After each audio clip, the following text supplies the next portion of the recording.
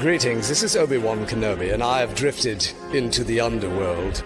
The Star Wars underworld. I have a bad feeling about this. Here we go. We must go to the lower levels. The underworld. You've taken your first step into a larger world. You're after something. Ben. Since I've started the underworld, I've met so many great friends. Chris. I grew up in the 1990s, and mall packaging is nostalgic for me. Dominic. What I love most about Star Wars is that it's fun, and it's all-around good times. So, this is where the fun begins. May the Force be with us. This thing really moves! Woo! I like this! I can't believe you came all this way to see me.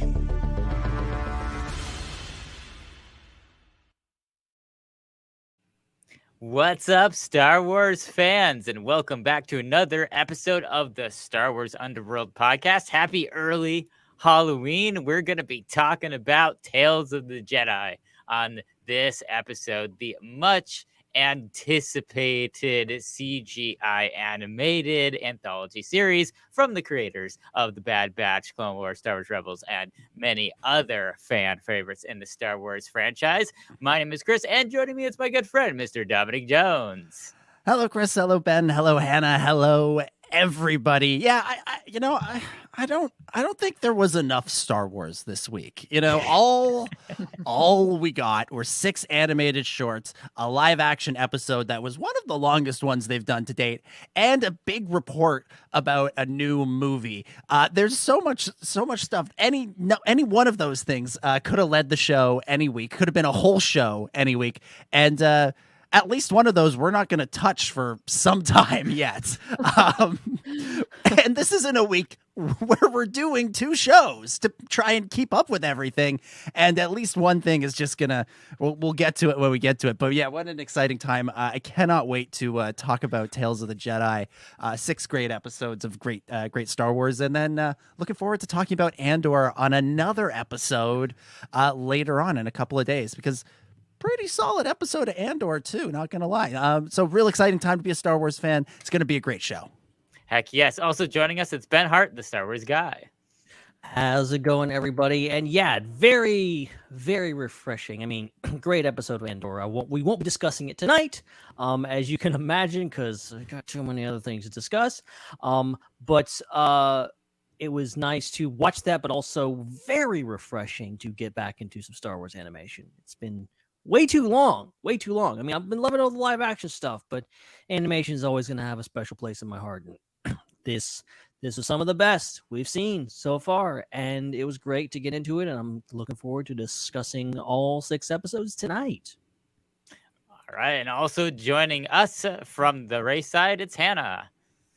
G'day there. Yes, oh, indeed was it good week. It was such a good week to be a Star Wars fan. The Star Wars animation is back, and the nostalgia that hit was so heavy and good, and the Kiner brothers music and the storytelling of Dave Filoni, it was all just a great symphony of nostalgia for me. Can't wait to break down these episodes. Got plenty of thoughts. All right, question though for everybody. There were 2 major releases on Disney Plus this week. Which one did you watch first? Did you go Andor first? Did you go Tales of the Jedi? So basically what it came down to me is I wanted to watch something before I became too tired and needed to go to bed. And I wanted to watch all the Tales of the Jedi just in one swoop and have it be kind of like a mini movie for me. So with Andor being shorter, I went with the shortest thing first arbitrarily, watched the Andor episode, was still pretty tired watching that, then went to sleep, then got up and watched all the Tales of the Jedi consecutively in one sitting. It's interesting that you're like, you know what, I want to watch the short thing. So instead of taking one of these episodes that is no longer than 19 minutes, I'm going to watch the 57-minute It's because I wanted to watch them all together. Yeah. I wanted to experience it all together. Right, so fair. An hour and a half. Yeah. So it was longer. Yeah. Yeah, I was the same. I watched Andor first purely because I knew I was going to probably prefer Tales of the Jedi more. So I was like, I'll have the thing I like first, and then I'm gonna really soak myself in the thing that I really enjoy. And that was true. That was true for me this week. That's how I did it. Ben? I actually watched all of Tales of the Jedi before I even got to Andor. Which I'm kind of proud of myself. For one of my main reasons for doing that. That's an excellent accomplishment. That's really nice. And you're Look, proud. you haven't had the week that I have had. Okay. So, but one of the main reasons I did that was because I knew we'd be discussing that first. I knew I had to watch Tales before tonight, so this was was get it out of the way, and then I could save Andor for later if I have to. Okay. So you made like a self-preservation choice of like, Yeah, I can't show up on the show being like, I've only seen 3 of the Tales of the Jedi episodes. Fair enough. Well, Ben, you're the outlier because I also went Andor first.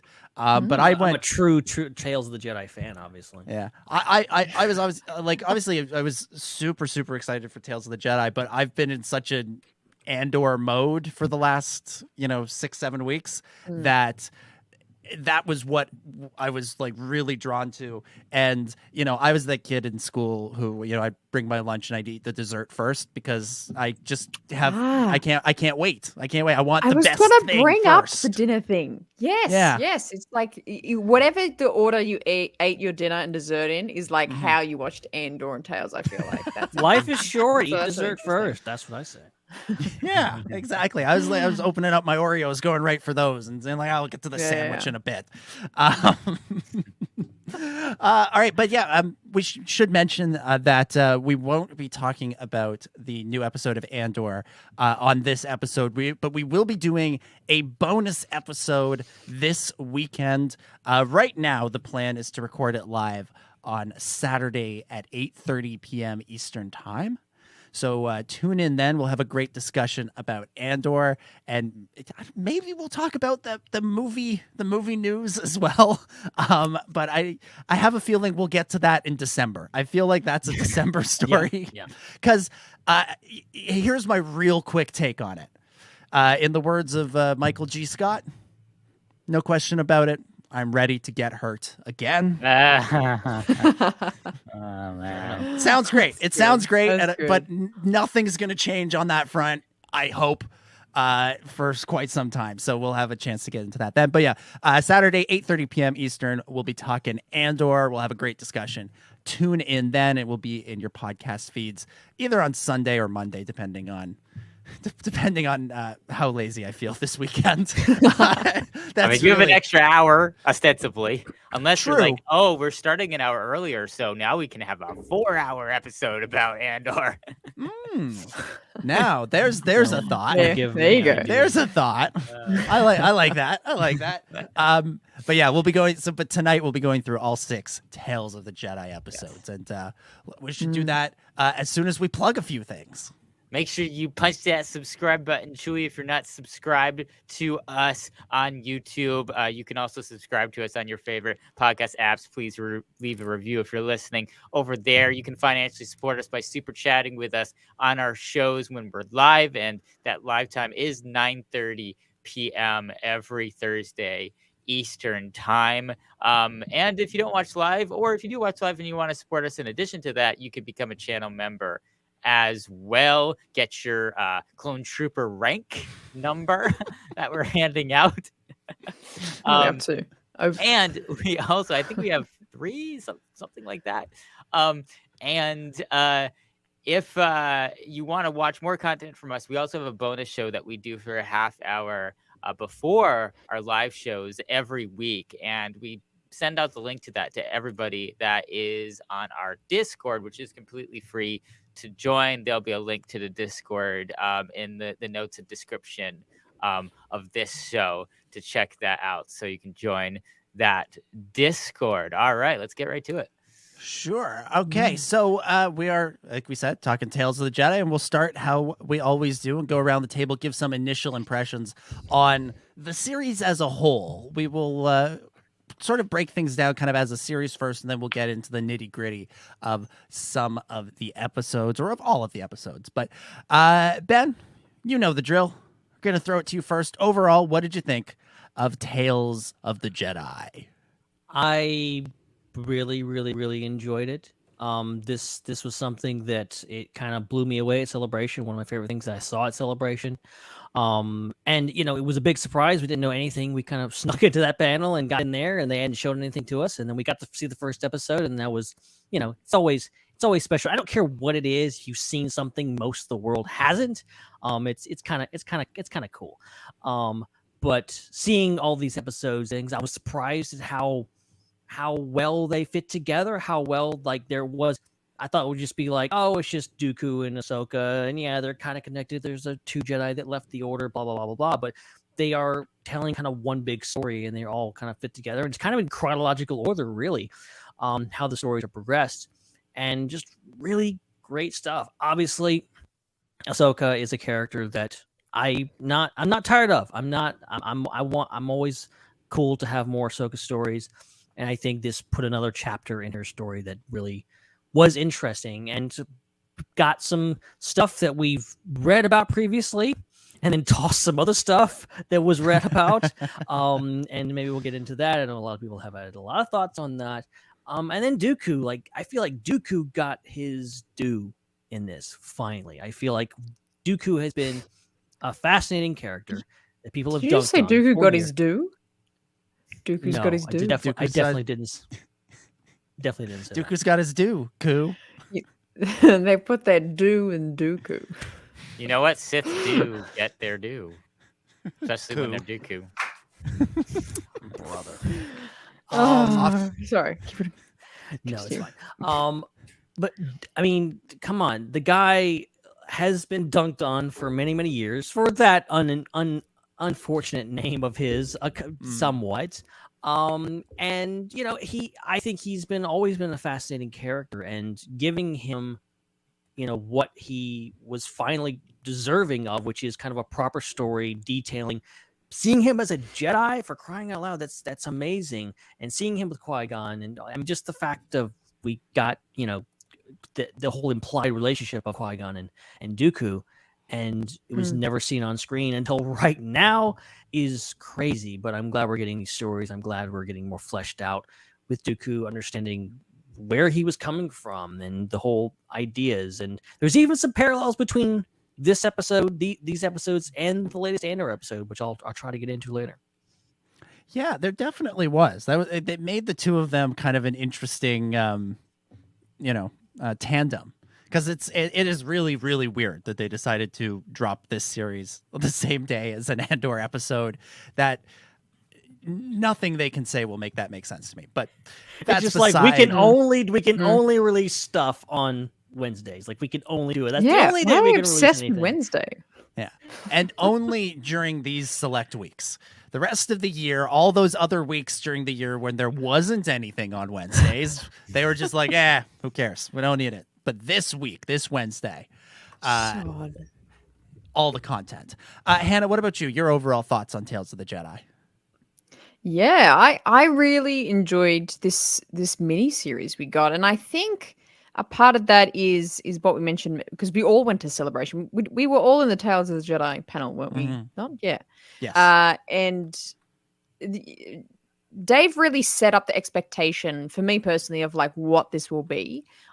These are really kind of poems of little windows of stories that happen. So I think if you were just going into it blindly, thinking it was an extra half season of Clone Wars, you might be a bit disappointed with the shortness, or maybe the subtleness and the quiet, kind of the small scale of it. But I was really stoked with, these felt like little pockets of really critical moments of time that had a lot of feeling in them. It had a lot of emotion in them.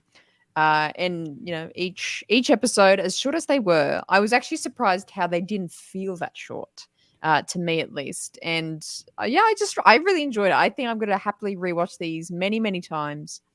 And like I said, I think there's a lot of emotion in it that I think, I'll start to break down soon. But there's lots of feelings, and I had lots of feelings watching it as well. But really, really enjoyed it. Pockets of Star Wars with feelings. What could be better? Pocket feelings. Pocket feelings.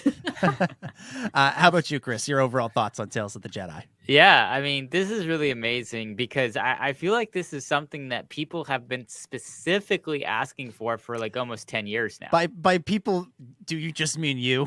I know I have, but I actually didn't want to give myself too much credit in case other people. I don't want to say like, oh, they made this show Chris for me. created it. I know I've specifically said they need to do an anthology series. They need to do it in the style of the Clone Wars animation, and they need to have episodes set before Attack of the Clones. And there needs to be episodes about Dooku. I know I've said all of those things specifically at various points. So, like, I know I'm one of the people that has been calling for this for a really long time, and it's a no-brainer to do that. I mean, Dooku doesn't really have much of a backstory. I think there's that one audio drama about him and a few.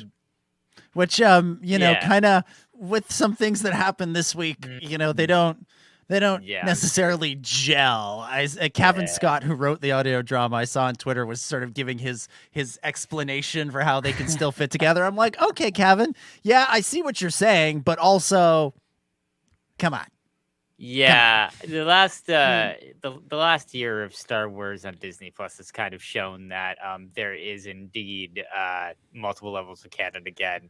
Rest in peace to that idea of continuity that they so boldly went into when they reset. Yeah, I think they went into it believing it, which is why we all believed it, and then slowly in the last 10 years, it's just been like, oh no, that's not how this stuff works. Exactly. So, so this was kind of a no-brainer because he's such a central character to the Clone Wars and to Star Wars in general. It's kind of shocking that there's not more information about his fall to the dark side and why he made the decisions that he made. You just kind of catch him mid-stride and just assume, all right, he's bad now. This is what he wants. You really don't know why.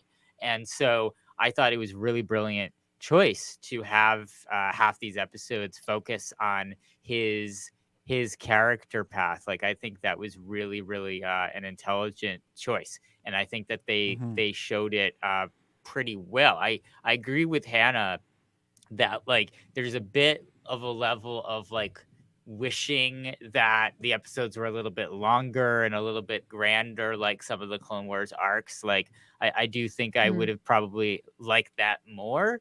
But I'm not going to complain because, this is probably the length and the budget they needed in order to actually get this done. And I'd much rather this than nothing. So I think this was fantastic. I think the Ahsoka stuff is a little bit less needed, but still really fantastic and great, and really does add a lot to her character. And I'm sure we'll talk about it now when we're watching the Clone Wars. We're going to feel a little bit differently about some things, which is, I think, really cool that they were able to continue adding to her character. So ultimately, I love finally seeing these characters and these stories and this style of storytelling not bound to a chronology, because I think that now it gives them free reign to do a lot of really, really cool stuff as they've done here and as they will most likely hopefully do in the future with more stories.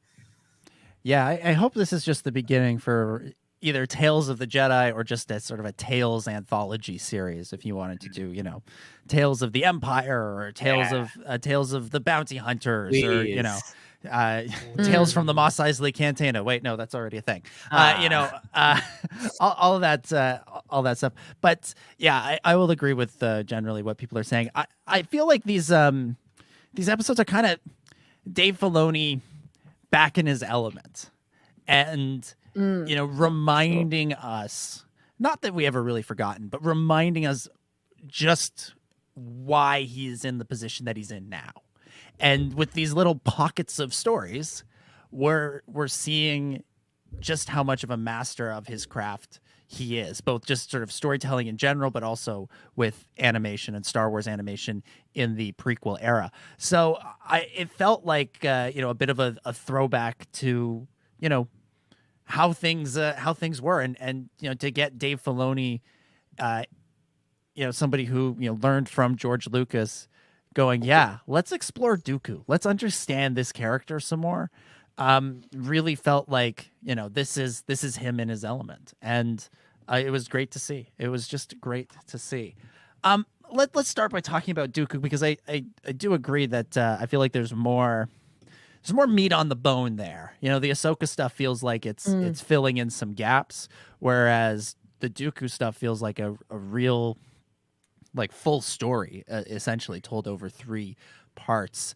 Hannah, I'll throw this to you first. What did you make of the way they showed Dooku's evolution over these 3 episodes from, Jedi Knight to Sith apprentice?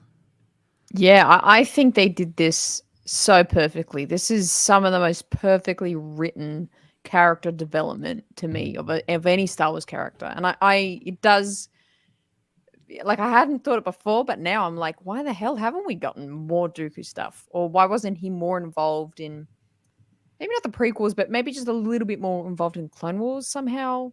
Mm-hmm.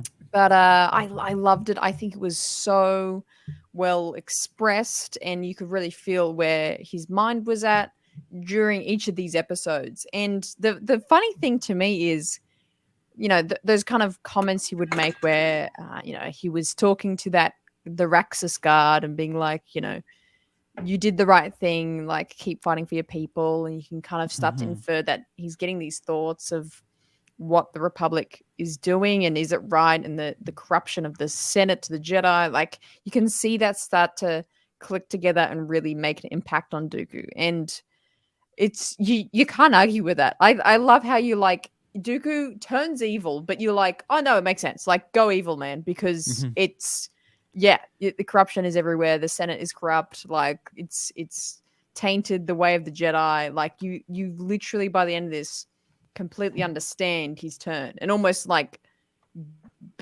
for me at least, I'm like, yeah, it makes sense. Like, kind of dramatic at the ending when he does kill Yaddle. I mean, it was satisfying to understand finally in canon where Yaddle dies, but it was just like, that was rough. But the whole lead up to that of Count Dooku's, like, his journey to that decision, you're like, totally understand you. Like, get why you're doing that. Yep, totally agree with you. But that was for me anyway. So yeah, I loved his character development through these 3 episodes, and some of the best just character writing I've seen in Star Wars. So good. Mm-hmm. There's something really interesting and kind of profound about Dooku's downfall, because you can't really argue with any of it, at least not what we see in these episodes. I suppose you can argue with him, choking out that senator. Maybe you can argue with that. You can argue with killing Yaddle, but at its core, he's focused in on the fact that things aren't working. The Republic is broken. The Jedi are broken. These things, these institutions that are meant to, do good in people's lives are not. And I think that's the important thing about that first episode, is they show up, that first Dooku episode. They show up in that town, and it looks, it looks depressed. It's, all the plant life is gone, and they go into the cantina there, and the woman who, seems to be one of the leaders of the kidnapping Murder on the Orient Express style town. Yeah. Everybody is all in on the kidnapping together. She points out, this is what our senator is responsible for. This guy who may have at one point had good intentions. He's gone to Coruscant. He's become corrupt, and now he's willing to sell out his people for his own benefit. And you're like, yeah, no, that's a bad thing. He's not the guy we should be helping in this situation. The Jedi should not be going into this town to help him. They should be going to this town to help the people there. And so you right away, you can see that Dooku is clocking that something is wrong. And through the next couple of episodes, he sees that grow and evolve, and he sees not just the rot at the core of the Republic, but the rot at the core of the Jedi. And, it's really fascinating. I feel like this is a very sort of profound story to be telling now. He's realized that things are wrong and that things need to change. And because of that, he's won over by the dark side. He's won over by a Sith Lord who tells him, yeah, we'll change the galaxy. And they do. They just don't make it a whole lot better. But he's so disillusioned with what he's seeing out there that he's willing to listen to Palpatine. He's willing to think Palpatine has the right ideas, and this guy who, is in one sense on the right track winds up going on completely the wrong track. But it comes from a really pure place, and it takes someone like Dave Filoni who's really thought about the prequel era to, I think, clock in on that. And it's why I think we haven't seen a lot of Dooku stories is because nobody else has really thought about it the same way that he has, at least not who's in position to tell these sorts of stories. Yeah, it's interesting looking back on Dooku's story thus far before this, and look at him in Attack of the Clones and Revenge of the Sith, and we get so little of him. He's at he shows up at the tail end of Attack of the Clones, and he's there, and he runs away, and then he's at the very beginning of Revenge of the Sith, and he loses his head. And like we don't really get a whole lot. We get a lot of talk about him. We get Mace Windu. It's not in his character. He wouldn't murder anyone. All this kind of stuff. And there's a lot of tell not show with Dooku in regards to him being a good person, him being a Jedi that fell to the dark side. And in the Clone Wars doesn't make it any better. The Clone Wars makes him a straight up, almost mustache twirling villain, quite literally sometimes. And he is got the red eyes, and he's doing horrible things and saying horrible things, and he always shows up and then runs away doing horrible stuff. There's no nuance to his character, much like the Clone Wars that does not really do a service to his character. Here we finally get to see, yes, he was a good person. He was a good Jedi. He had good intentions. And you could draw a lot of parallels from him to Anakin, because I think both of them were good people trying to, on a good quest to do some good, and had dark tendencies, but the people around them brought the best out in them. I like that his relationship with Qui-Gon seems to be this recognition of, hey, I have these dark thoughts, and sometimes I force choke people and try to kill people, but you're there to protect me, not just to protect me, in the literal sense, but also protect others from me, to protect me from doing the bad things. And, I love that. And the fact that you can definitely draw the line now. And then in the Sith Lord, it's seemingly confirmed that, Qui-Gon's death sends him further down that dark path, and it also does for Anakin too. So it's kind of all around not a great thing. Yeah, it seems that Qui-Gon's death sort of takes any chance that there was that the Jedi could, reel Dooku back in, and sort of seals off that opportunity. I was thinking about this after watching the episodes, was that, I've always thought of Qui-Gon's death as like a really serious problem for the Jedi in regards to Anakin, because I've, not that you can't just look at the way that Obi-Wan trained Anakin and really point out ways where he was wrong. Like, it's not that Obi-Wan mistrained Anakin to the point that Anakin fell to the dark side. I wouldn't say that. And Obi-Wan has a lot of great characters and great characteristics, and is a very heroic character. But I don't know if he had the particular set of skills needed well played. to train Anakin. And I think that's something that Qui-Gon might have been able to understand a little bit more with his more living force style of teaching and philosophy. And so I think that I've always thought that the death of Qui-Gon was kind of the thing that was the difference between perhaps Anakin being able to stay with the light side the whole time and defeat Darth Sidious without falling, versus falling first and then coming back and redeeming himself and defeating him a generation later. Now it kind of looks like that is almost the same going in the other direction too, that Qui-Gon not only was potentially there to guide those younger than him in the right direction, but perhaps to hold those that came before him accountable as well, to make sure that they were doing things correctly. I think his criticisms of the council were always very good. And I think it looks like his criticisms of his old master were also very on point. And perhaps, like we're saying here, that if Qui-Gon hadn't died, perhaps Dooku could have gone to him and they could have figured out a way to lead the Jedi Order in the right direction without turning against it. And because you can't imagine that Qui-Gon would decide to ally himself with Sidious. Now, there's this very interesting quote from Attack of the Clones, which this is why Attack of the Clones is the best Star Wars movie, because it's so nuanced. But Dooku, says, if only Master Qui-Gon were here, and kind of makes this a suggestion that, Qui-Gon would join the Separatists. And I think that's a bit of an overreach. I think that's Dooku being a bit delusional there. But I don't think Qui-Gon would have just sat there and let the council do what it was doing and let the Republic do what it was doing. I think he would have been part of the solution.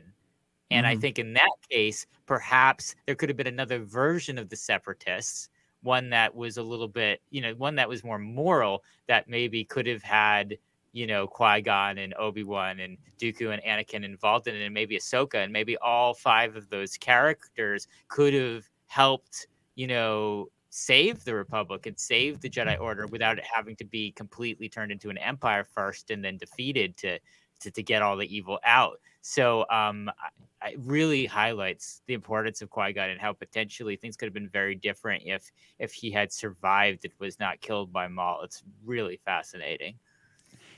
It's kind of a testament to how broken the Jedi are that, this one guy goes down. And it seems like that one death, is the end of all hope for the redemption of the Jedi Order as we see it now. Like it all falls apart from Qui-Gon, and ultimately Qui-Gon is one person in all of this. His death is important, and it certainly sends to vitally important several vitally important characters on new trajectories. But yeah, who's to say what would have happened had that character survived? I mean, it seems when you look at 10,000 Jedi, you think, okay, how can one Jedi dying be so catastrophic for all of them? But when really it's only a handful of Jedi that set the tone for everybody else. Like Master Yoda is the master trainer who trains the younglings until they become Padawans. So he shapes all of their ideology, and it's clear that Master Yoda isn't thinking clearly. Now, it's possible that that's less to do with Yoda and more to do with the dark side clouding his vision and all this stuff. But, he's not he's making mistakes. He's not making the right decisions in situations. We know that there are a lot of Jedi like Windu and Luminara and Ki-Adi-Mundi that are very much too tied to tradition and to the rules, and they're too dogmatic. And those are the ones that are leading the whole order. There's only several people at the top of the whole thing setting the tone for everybody else, and everybody else is just falling in line with them. And so you need somebody who's respected, who's powerful in there to kind of be a counterweight to that. And Qui-Gon was that. Is Qui-Gon that? Is he? I'm genuinely asking that question because we don't know that. He is to us. He is to us because he is Obi-Wan's master. He's the one that finds Anakin. He's the one that takes Anakin under his wing. He's the one that the success of everything in the Phantom Menace can in a lot of ways be traced back to him. He sees the value in Jar Jar when everybody else thinks, oh, that's the crazy guy you leave on the side of the road. But so we have this very particular vision of Qui-Gon that is based on how things play out in the Phantom Menace. Are we sure that that's how the rest of the Jedi see him? Because the Council certainly don't see him that way. They see him as a rabble rouser. They see him as kind of, Obi-Wan says, please don't disobey them again. You'd be on there if you would just follow along with what they're saying. And Qui-Gon, refuses to go along with that. And so, it's conceivable to me that the popular view of Qui-Gon in the Jedi is that's that crazy guy over there that just does his goes on his own weird little missions. Like a political point of view. It's not like, oh, he's considered, the leader. It's that he is the leader because he makes the right choices. That's the difference. And you see that exemplified in two situations clearly. One, in these episodes, where he makes the choice to free the hostage to end the carnage that is going on when just more people are going to die. Everybody in that situation except the Jedi could have died if it weren't for him intervening and making that choice. And so he was being a leader by doing that. And then he was being a leader by training Anakin, despite the fact that nobody else wanted to train him because he was too old, according to their dogma. So I think that, and look at, the Clone Wars and how huge help Anakin was to the Jedi there. I mean, you could easily argue that if Anakin was not fighting there, that you might not have even needed the clones to execute the Jedi. The Separatists could have just defeated them potentially. I mean, you have to take all those wins that Anakin has and take them away and see, could they still have won that war? Well, it was all. I mean, the thing about the Clone Wars, you always have to remember though, is it's one guy controlling both sides, and it's a puppet show that he's putting on for the galaxy. So the Clone War was going to happen and play out relatively evenly, but regardless of Anakin. But it's what happened. It might play out evenly. But if you look at the individual situations and the formation of the Rebel Alliance, and especially what we know about Ahsoka's role in the Rebel Alliance, you could make the argument that Ahsoka could be dead. Ahsoka could just be another youngling that gets murdered, or another Padawan that gets murdered by Grievous, like Nadar Veb. You could make an argument that Padme gets killed and that Luke and Leia are never born. There's all these things. You take Anakin out of that equation, and it's the Rebel Alliance. Where's my Star Wars What If series? Okay, this is what I'm talking about. You end up with either the Separatists defeating the Jedi, and then it's the Separatists versus the clones, and then the conflict ends because the whole point was just to get rid of the Jedi. Or you end up in a situation where the Republic wins, but it wins with those heroes being expunged, and thus there is not that spark of rebellion. It's not as strong, and it might take much longer to foment and become successful. Yeah. Along with this is a question that is kind of just a step behind what we're talking about. Is I would love to see a series or a show or even a Tales of the Jedi, but I've seen online, I haven't thought of this, but a Tales of the Sith. Mm-hmm. And maybe seeing a young Palpatine, or even just the middle-aged, right? The middle-aged Palpatine kind of really coming up with this plan. This plan that he has it's evil, but it's absolutely brilliant. And it goes the fact that he planned it for a lifetime's worth, and it all pretty much worked out until the end. Is just insane. They have to provide that again now that the Plagueis novel is no longer canon. They have to go back and they have to tell that story again in a canonical way, and that would be a great way to do it through Disney Plus animated anthology. Because the way that Plagueis had it set up, that book had it set up, is this was a plan that the Sith have had for, generations of masters and apprentices. And they've been working on it for a long time. They've been concealed for a reason for 1,000 years, slowly working up to this plan, building these interests that both get them into the Republic controlling it and also controlling a controlled opposition and the Separatists to them. And Plagueis himself, and as his alter ego, was very much the precursor to the leader of the Confederacy. And a lot of those people were brought in by Plagueis, and it was really Palpatine who prematurely usurped Plagueis's role. I mean, Plagueis was going to do all that himself without Palpatine controlling things the way that he did. Killed him in his sleep. Yeah, so I would love to see that story retold, because it's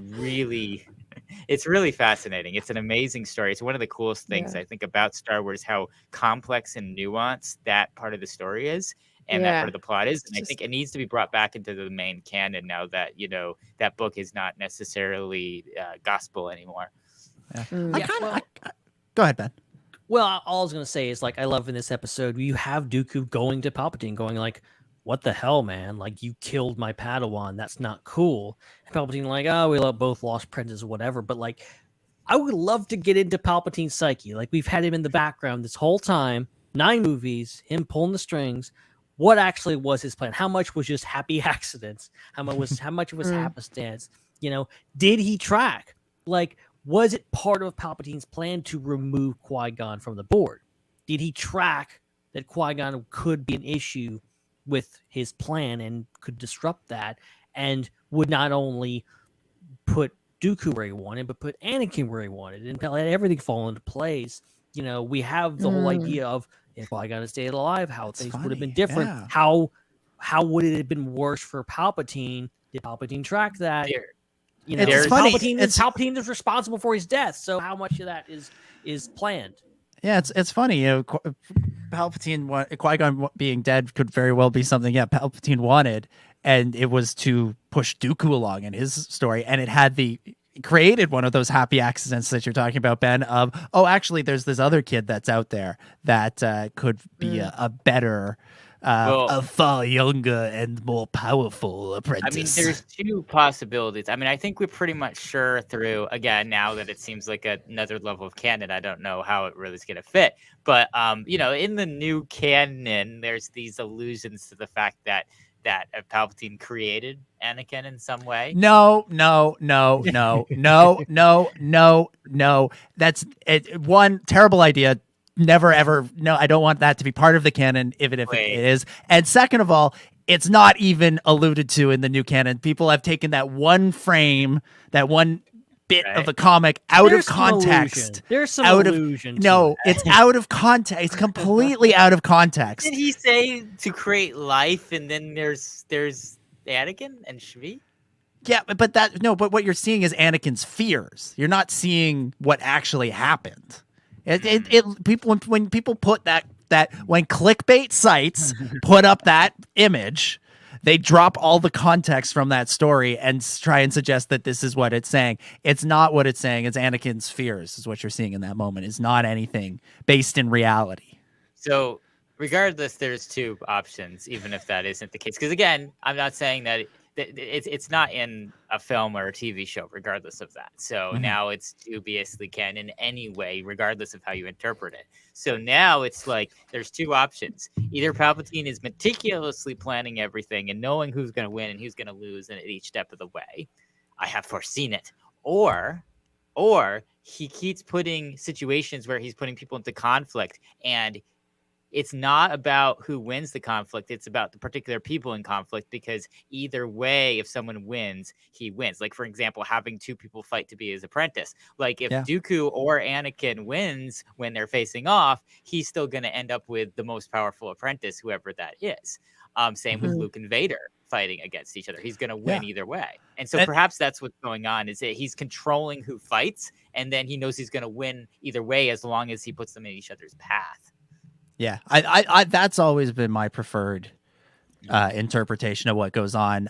The whole he knows everything and he plans everything specifically. That's boring. That's boring to me. I like a bit of risk and a bit of him just sort of flying by. Yeah, chance flying by the seat of his pants. And you know, one thing that went on throughout the Clone Wars was Anakin and Dooku kept fighting each other, and this was something that I remember when the show was on, every time it would happen, you have all the fans go, again, they're fighting each other. Can you believe it? It completely undoes the line in Revenge of the Sith, which, you know, sure, whatever it does, I guess. But each one of those moments, you look at them, that's Palpatine. Palpatine is a lot of the time creating a situation where those 2 are going to have a showdown, and he's seeing who wins. There's those season 4 episodes that end on Naboo. You know, they're the Cad Bane episodes, and it ends with an Anakin Dooku duel, and Palpatine is there. And when you watch those episodes, you're looking at it going like, oh, this is like attempt 1 at doing Revenge of the Sith. Like this is an attempt to create a situation like that in Revenge of the Sith. It just doesn't play out with Anakin killing Dooku. You know, both of them exit alive, and so he has to try it again and up the scale, which he of course does in Revenge of the Sith. But yeah, sorry Ben, I didn't mean to cut you off there. I just wanted to finish that point.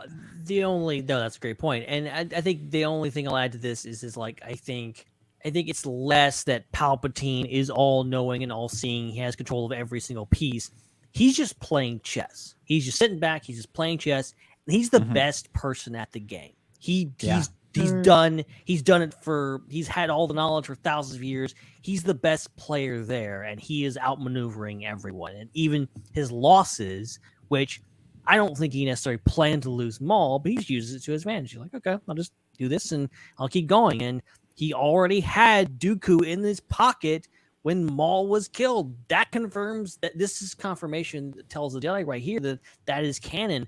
And you know, it just goes to show that like he always has contingencies. He always has a backup plan. And going forward to Return of the Jedi gets thrown down the shaft. Well, he had a contingency. He was gonna do something there too. And that's it was all that.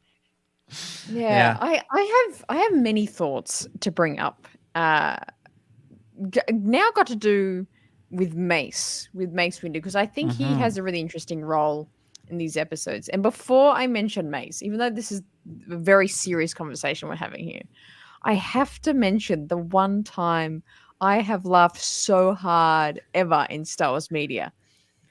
Ki-Adi-Mundi with his hood up. Yes. I did not see that coming. That was great. So funny. Oh my god, that was iconic. That was fantastic. I could not. It was like a funeral scene, and I was like laughing. I was knee slapping, going, "That looks ridiculous." I want to see him take that thing down. I want to see him take it off. Like, how does it happen? Like, take it. How does he put it on? How does he take it off? Whole head.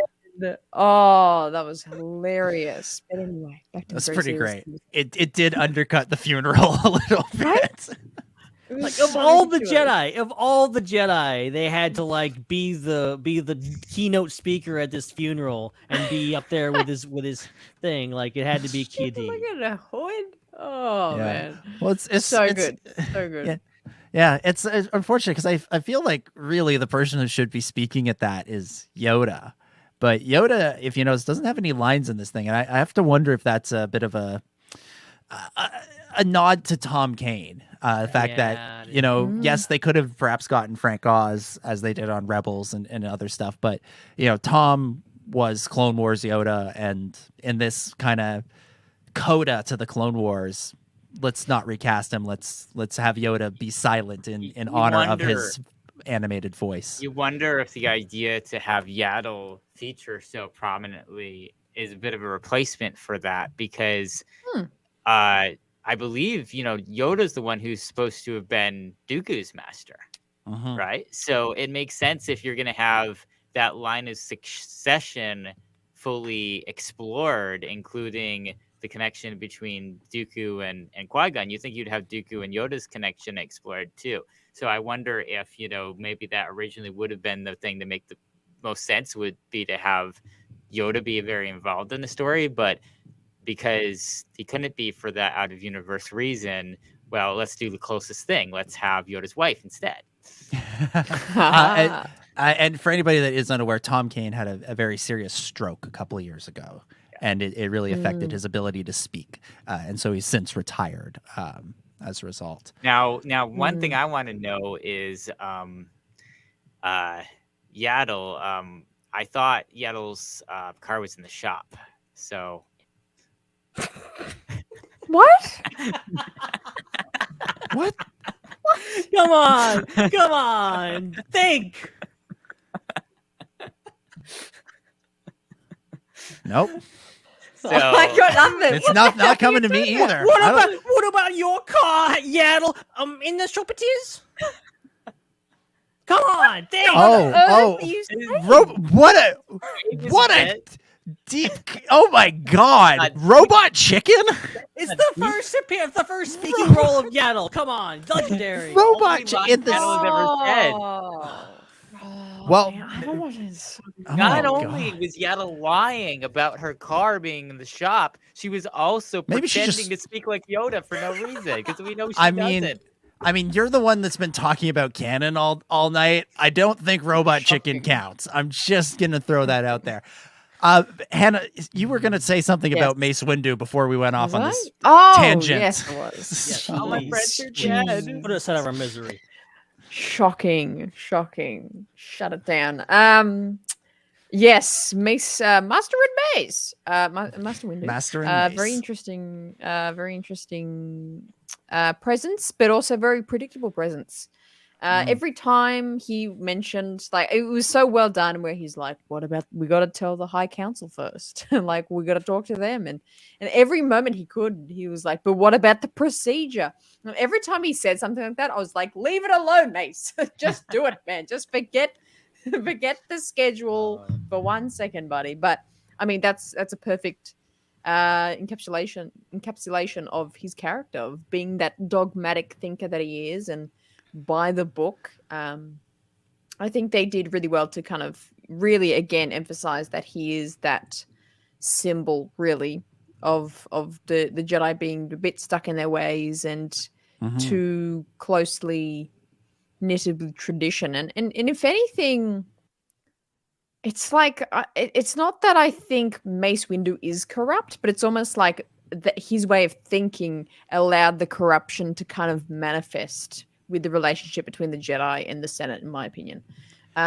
So yeah, it's funny. It's like, yeah, his character is kind of annoying to me, but it's why I really enjoy his presence in the movies and the shows and in this, because it's like it shows that perspective and it gives that contrast. So you can kind of empathize with Count Dooku being like, I kind of want to care for people and make sure people are safe and, you know, everything's done correctly. But then it's which juxtaposes, but Mace is like, but Mace thinks he's doing things correctly, but you can see that Mace's ways is way too dogmatic and narrow-minded to function. And this is the earliest we've ever seen Mace. I mean, this is pre-council Mace, and we're seeing that was cool. kind of his why he ends up on the council, because he's so by the book. Like, of course he'd be second to Yoda, like, because relax, man. Like, he's just too uptight. He's the kid in class that reminds the teacher that there was homework the night before. He's that kid. We have a worksheet to do, miss? Yeah, he's so Windu, I swear you're gonna go out a window if you mention that again. Yeah, I mean. Yeah, I mean, Mace has always kind of, to me, represented what is wrong with the Jedi Order.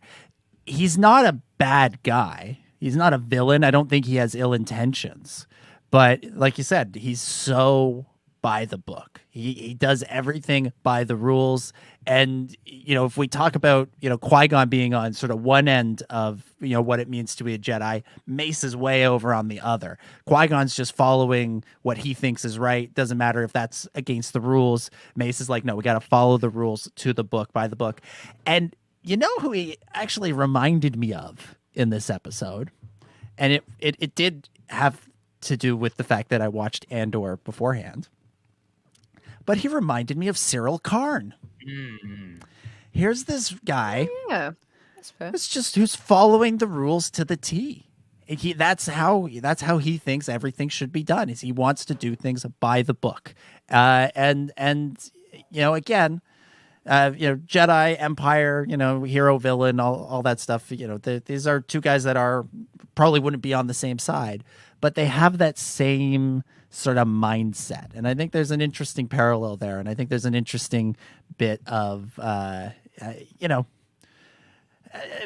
think it says something about where the Jedi are at, that they're so comparable to where the Empire winds up. And then, we also, the little sequence there where Dooku kind of challenges Mace on, you're on the Jedi Council now. Did you know that before we left? It's almost like he's accusing Mace of not wanting to investigate this because it's almost like accusing Mace of not wanting to follow this thread because he's afraid it will mess up his promotion. It's really interesting. Yeah, it's an interesting little comparison between the two of them. I'll do you one better with the Andor Ben's comparisons. Connection Corner. Just a teeny bit. I didn't bring notes. I think you can draw a direct comparison between Count Dooku and Saw Gerrera. You know, in the fact that they are both people that are obviously affected by major deaths in their lives. People that were close to them are kind of quote unquote woke about the system, about realizing ahead of time. Like Saw Gerrera is like the original rebel. Like he's day one. He's like, we're gonna fight the Empire. Like Bad show up on his front porch. He's like, yeah, we're already fighting the. You know, we were with the Republic, now we're fighting them, but then go down that dark path and end up doing it wrong and succumbing to the darkness. And I think, you know, and it also represents something about, I think you can be applied to the real world, which is like, yeah, you can be smart, you can understand that the system you're living in, the system maybe even if you're benefiting from, is bad, and that you have to work to change it. But there's a right way and there's a wrong way to do it. And Saw and Dooku really represent the bad way to go about that. Yeah, absolutely. There's a couple of quotes and kind of connections here that I also want to highlight as well. There was a quote. This is kind of a distraction of what we were just saying. In the second episode, was it? I think it was the first Count Dooku one with Qui-Gon. And there's a moment where Dooku compliments Qui-Gon for like saving the people or, you know, doing something good. And Qui-Gon says, I was just thinking in the moment, Master. And I love that line because it's so similar to the line very early on in Phantom Menace when they're on the board of the Trade Federation ship and they say, he says, you know, keep your mind here, keep something like, you know, it's like keep your mind, keep your concentration here and now where it belongs. Yeah, that's it. Yeah. I found that such a nice little connection there of those quotes. The other connection I also want to point out is the fact that we see Raxus, and that Raxus is back again in animation. That's great. My gosh, just keep getting Raxus content. It's like it's pretty amazing. But I like that fact because when we see Raxus in Clone Wars, which the first time we see it is when we see like we meet Mina Monteri and we meet Lux Bonteri, and then we also see Count Dooku being like the speaker or the kind of the mediator of the Confederacy. Is it the Confederacy? Like the Chancellor, like the head of that. It's the Separatist Council. He's the head of the Separatist Council. Yes. There we go. And I thought that was a really cool tie-in that like Dooku in that episode was like keep working to like keep your planet safe, and like, you know, you're doing good things to this random guard. And then like, you know, little did he know years later he would be like, you know, running the show, maybe not necessarily for the planet, but at least on the planet. I found that so interesting that they chose to show us Raxus really again. Cool. Yeah, Raxus is a really cool planet that I'm glad they keep going back to it. Like it showed up in one episode of Clone Wars, and we had it in Bad Batch. And now we're having it here and being Dooku's connection to it. Although in that sort of Clone Wars, he shows up in a hologram. He's not even there. This is like the first time we've seen Dooku. That's right. That's actually there. One of the strong suits of these episodes, because we've just been talking about plot pretty much, is the animation of the environments is absolutely incredible, because they've taken kind of the newer style of animation they've used for the Bad Batch, and then they've put it into these stories with these Clone Wars characters, and so we're seeing kind of some more detail to it than even the Clone Wars had, which I think is really awesome. And I think, you know, Raxus and many of the other planets, like the one that Ahsoka grew up on, they all looked really, really incredible. It was amazing animation. Absolutely. Yeah. This, like I was saying off the top, this Dave Filoni sort of back in his element, and, you know, getting to sort of perfect all the things that he got started way back in the day with the series.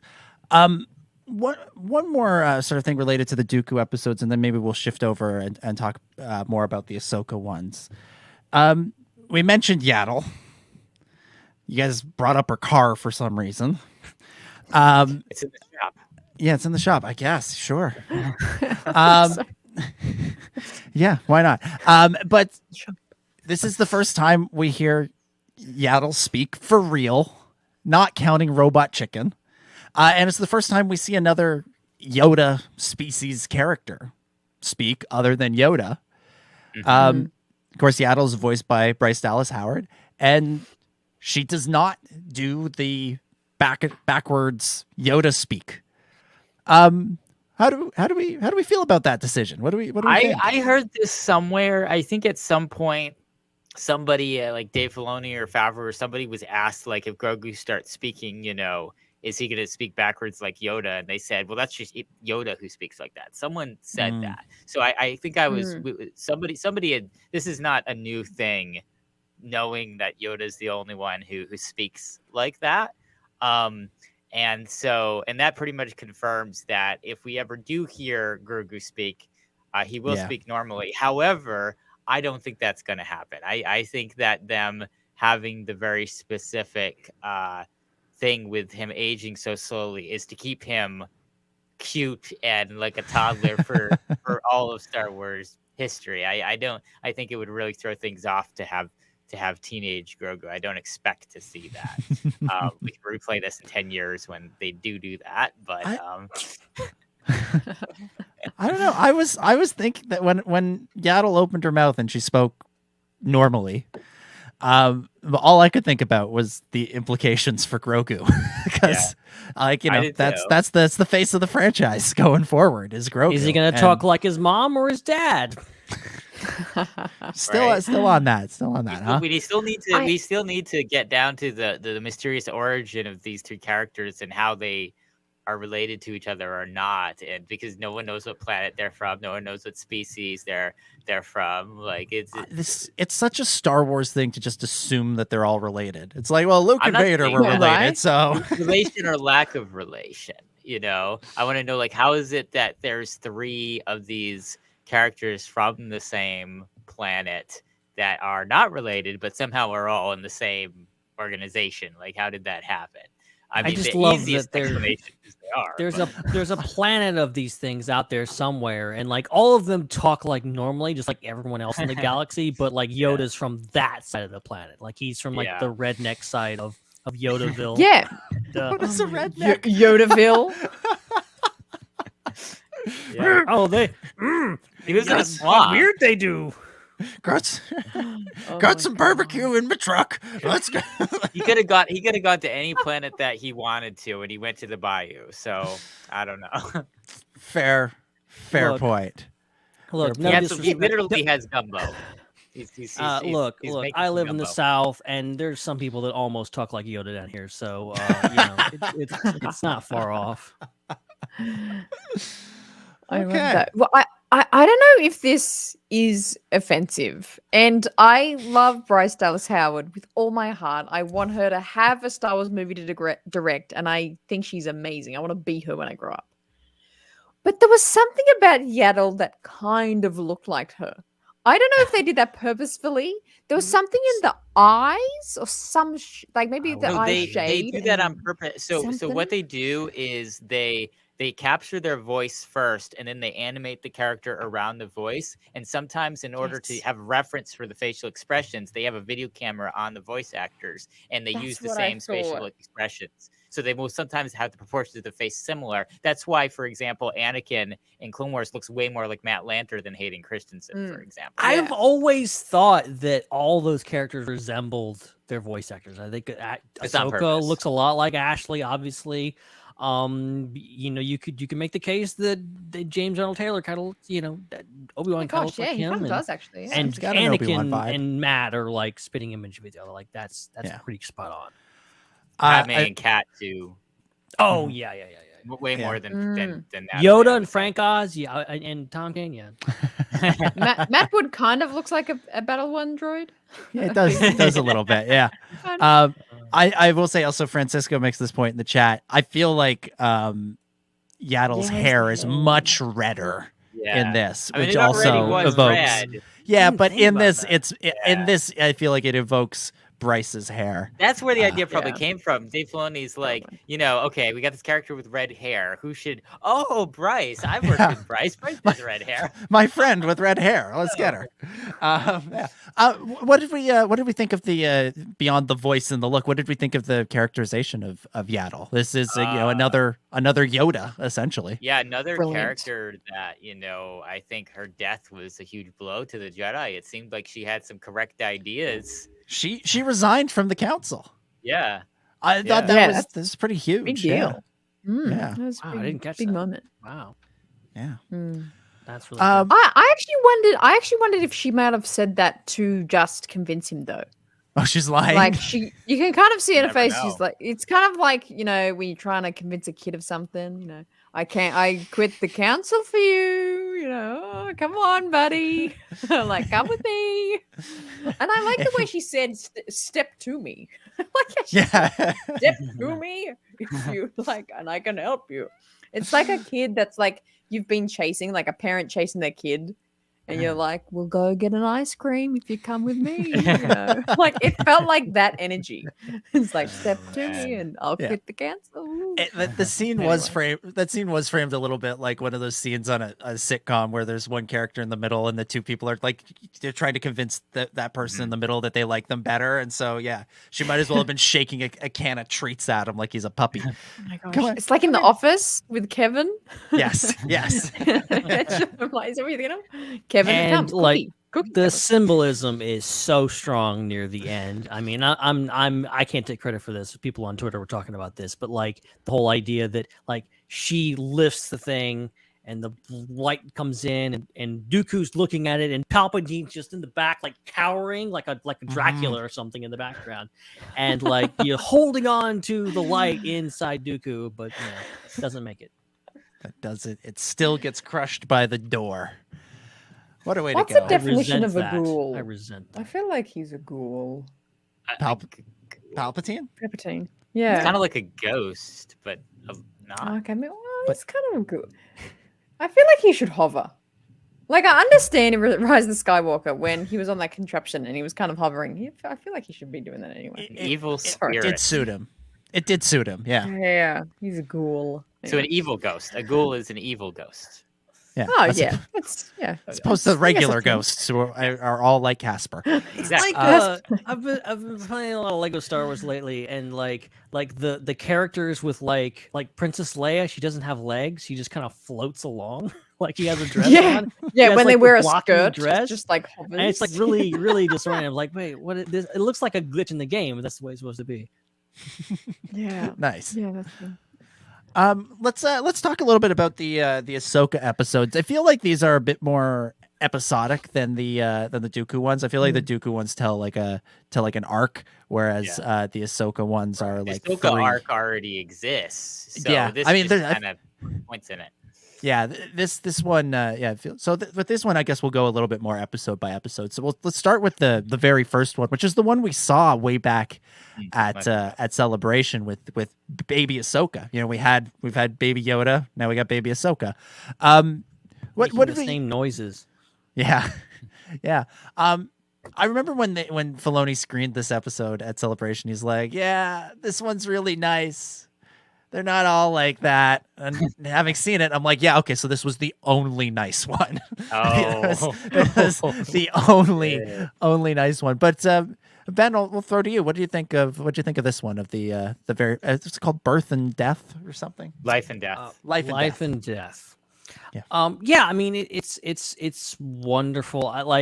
They didn't like retread any ground. I thought going into this we might see Plo Koon show up and her getting initiated in the Jedi Order. It really was just kind of the very, very beginning of her character and her exercising her Force abilities and getting to know her parents and her village. And I think it's really cool. Like, it's a very fun, very short, very philosophical story, and a lot of dialogue, not a lot going on, but very much you're getting the first year of Ahsoka's life, and it's very sweet. And I think I think they did a great job with obviously the visuals are amazing, And I think Janina Gavankar is great, is Ahsoka's mom. Wonderful. Yeah, and it's just a really fun little story, kind of sets the tone. But yeah, it's a nice, fun story, very heartwarming. The heartwarming kind of goes away after this.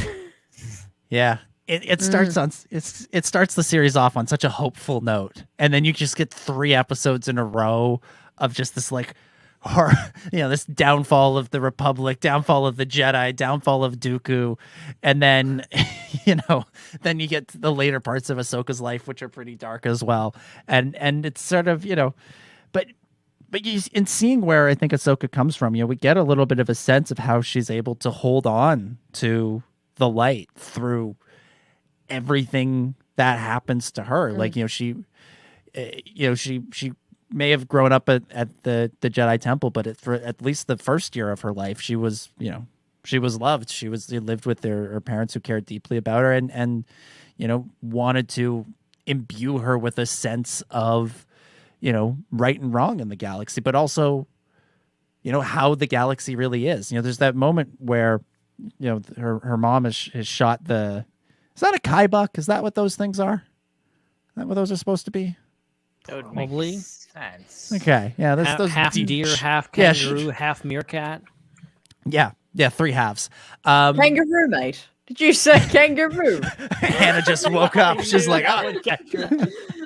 It's a time Kai anyone buck. says kangaroo, I'm just gonna overly become. They've updated Australian. the Kai buck Wikipedia to the picture from that episode. There we go. It's okay. literally like kangaroo buck. Like that's what it is. Like you just combine the words. Yeah, this actually is the first time I think that the Kai buck are in new canon, because originally they were from the old Clone Wars show. Yoda would ride one into battle. Ride one into battle. I know I'm British. Ride them into town, mate. Yeah, I'm British again. Gotta be a relative I have that of the Tauntaun, maybe. Because that's what I know what it is, because I have the action figure of Yoda riding a Kai buck, and that's what I know it from. Is there you go. Action figures. There it is. But when that deer / kangaroo / Kai buck thing is kangaroo, is mate.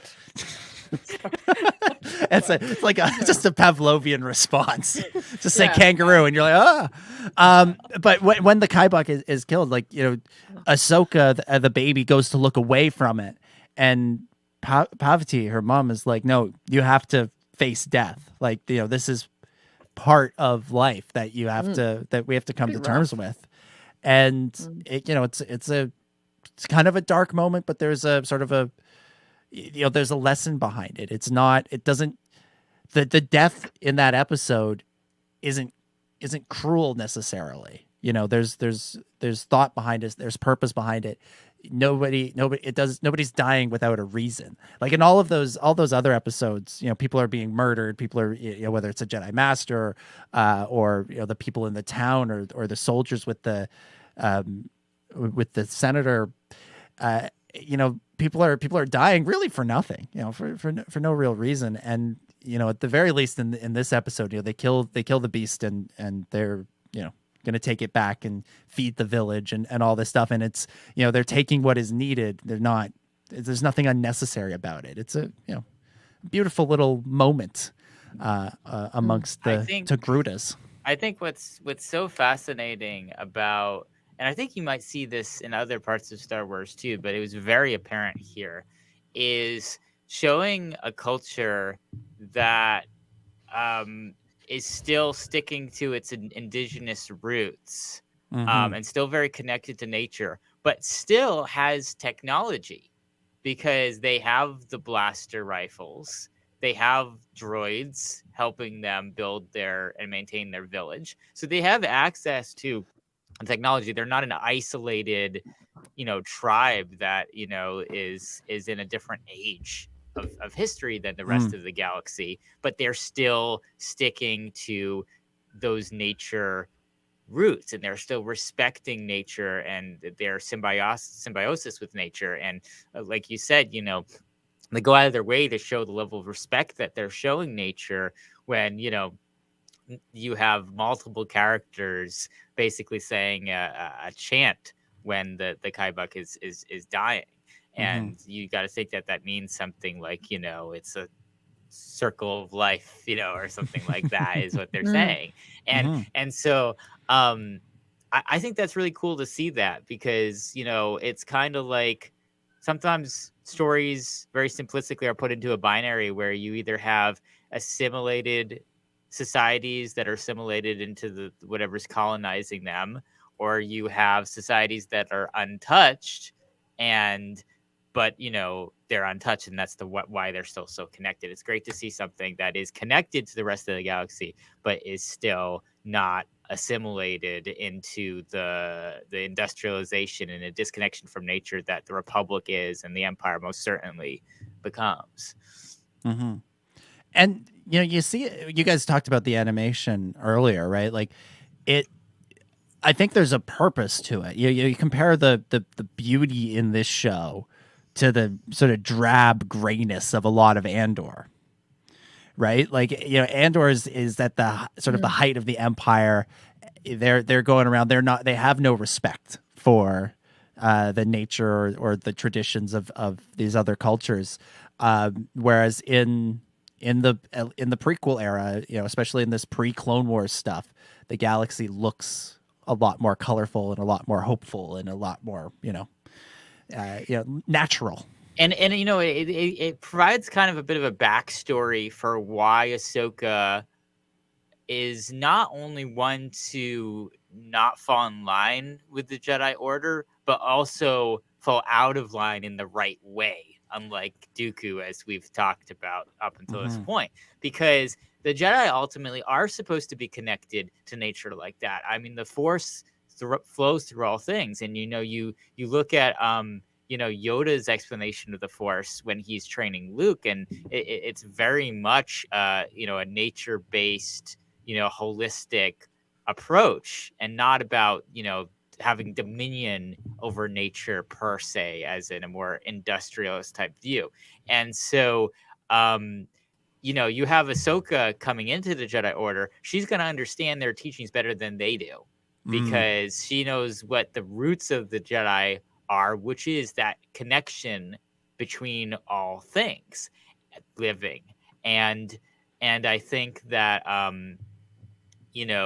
that's why when the Jedi Order falls, she's able to still rise through that, and she's not going down the dark path that so many go that diverge from the Jedi, because she has that correct understanding of what it means to be connected, what the Force truly is, what being a Jedi truly is. And I think that's really cool. So this kind of shows where those roots come from. It kind of explains a bit of why she is that way, because nature or nurture, there's definitely a lot of nurture in her youth towards that direction, and nature just in her genetics being from these people that have such a good view of things.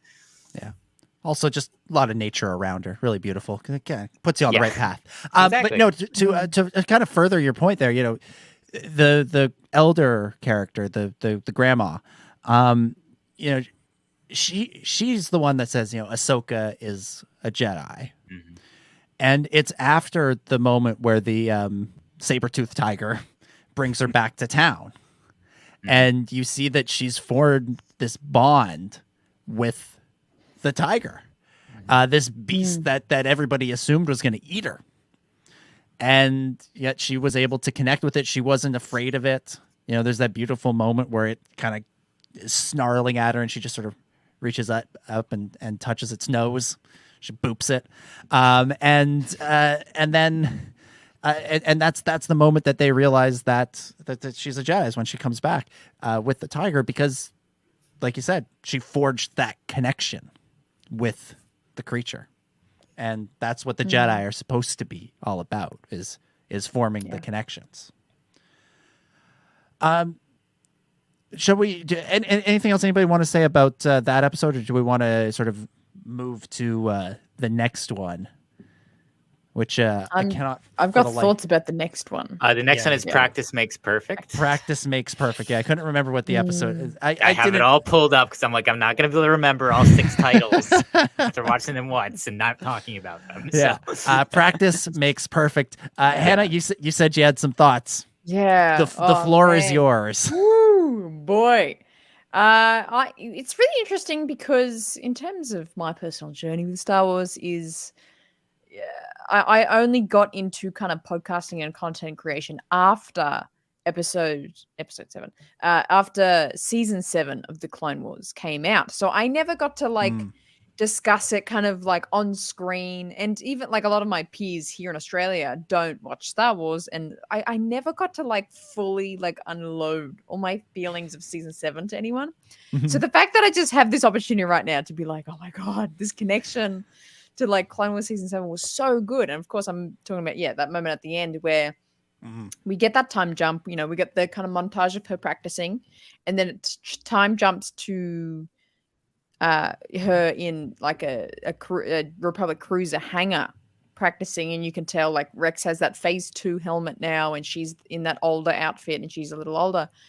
And then I think it does another jump again to her Mandalorian kind of when she's Siege Mandalore look, and she's on the ship. Her and Rex are on the ship. She's just got the chip out of his head, and they're about to walk in and try and pull off this stunt to get off this ship with all the Order 66 clones in front of her. Like, just to take us right there. Like, it wasn't hinting that this is the same time. It was like, no, this is just like the camera is just from a different angle of this moment happening, which was so spine-tingling. Because for most of this episode, I was like, this is cool. Like, Anakin being like a tough master and Ahsoka being like, oh, like in a grizzly teen, like, that was like all normal. That was all normal. And then for that to happen was such an overwhelming moment for me personally. I was just like, oh, gee, like it just brought it all back of how the intensity of those episodes and that moment. And, Rex and Ahsoka and Rex are really at their last, this is their last card they're trying to play. This is their last moment to try and survive and escape.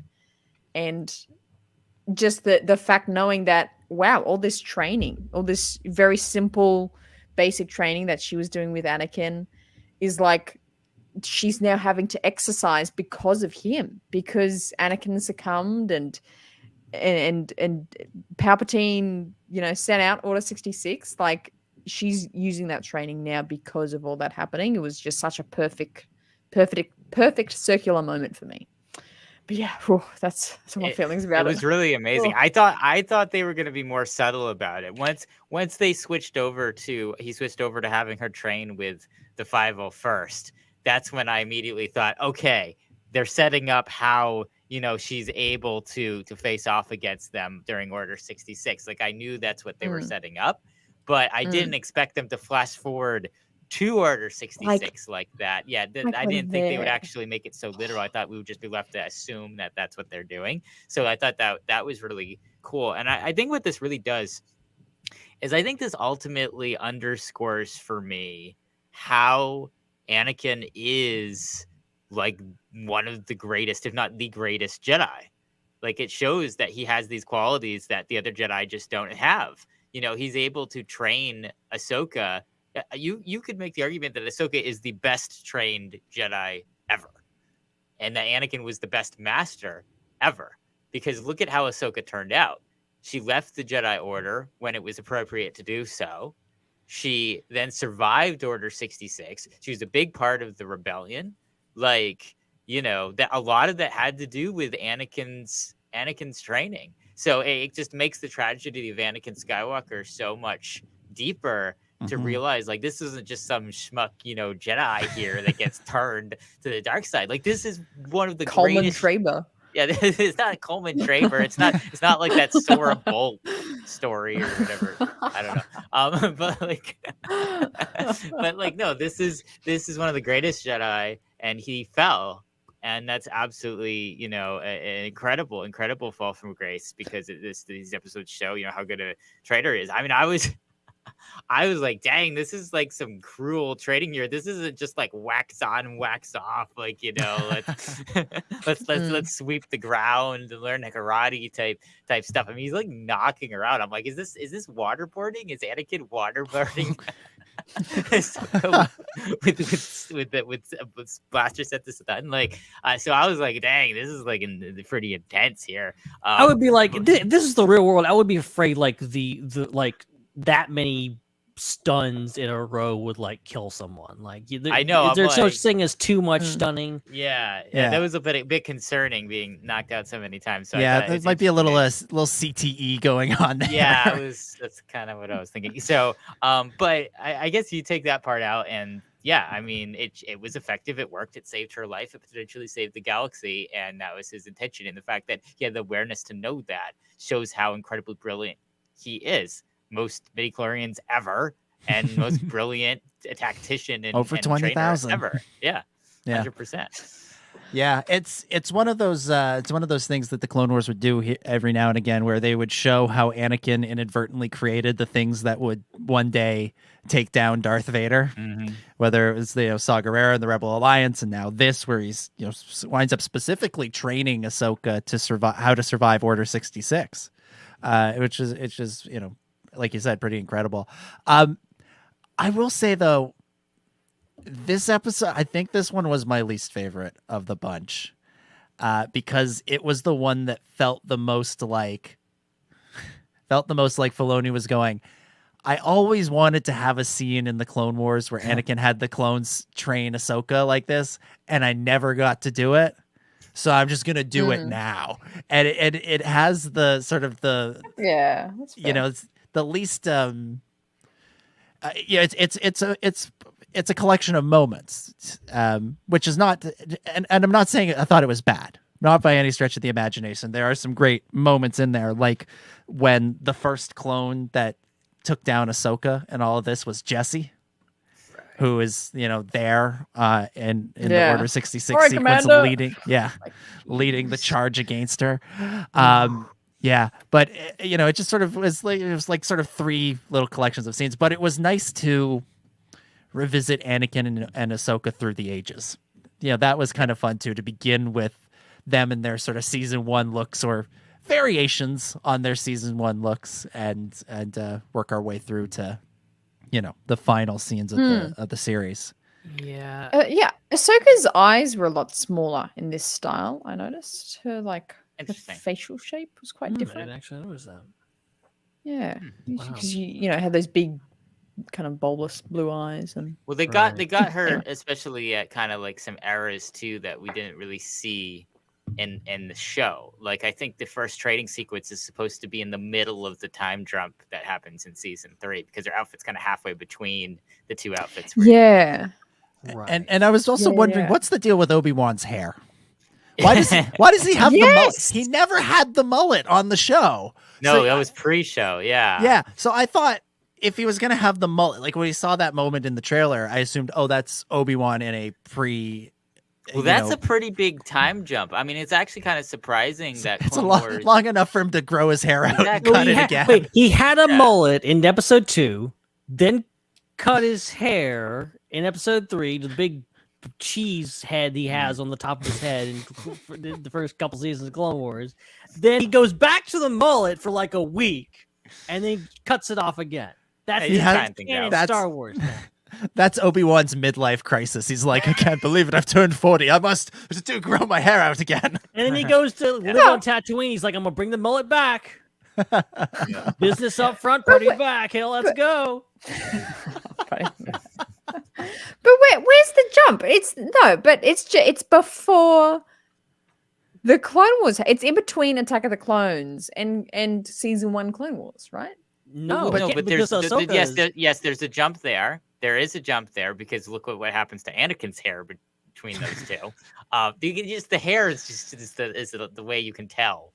You can measure things by it. It's the calibration for all Star Wars time. Not.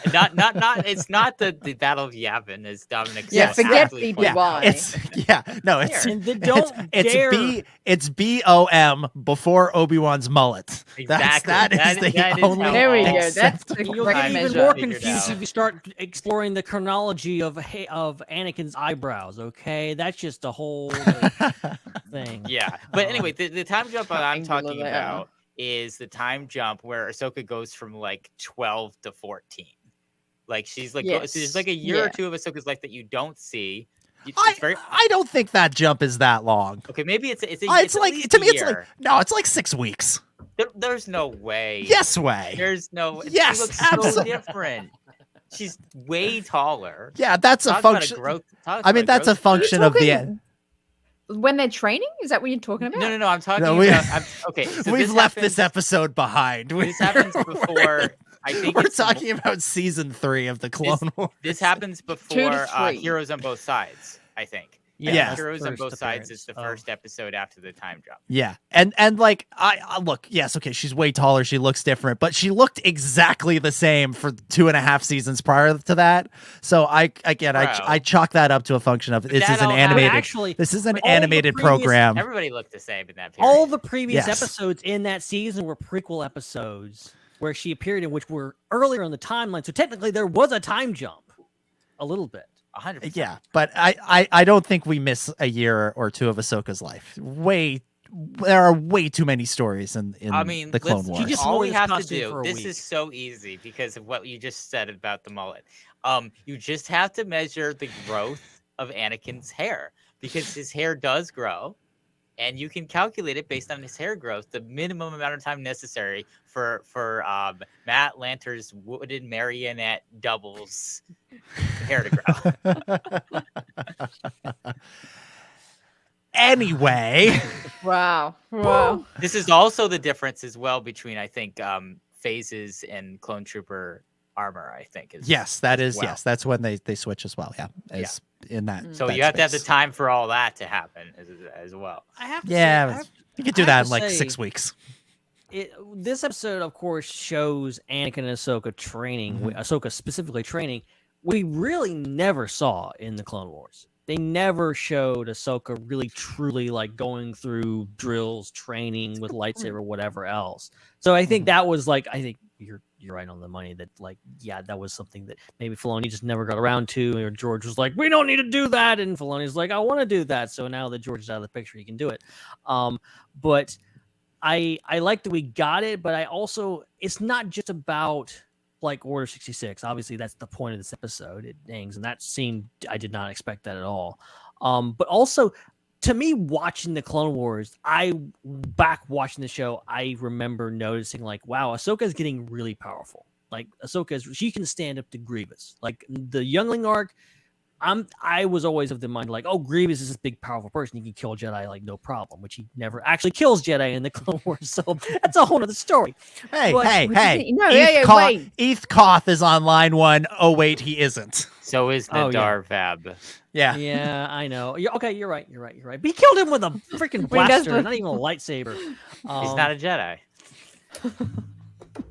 But No, he kills that. He kills Kit Fisto's like little Padawan old mate.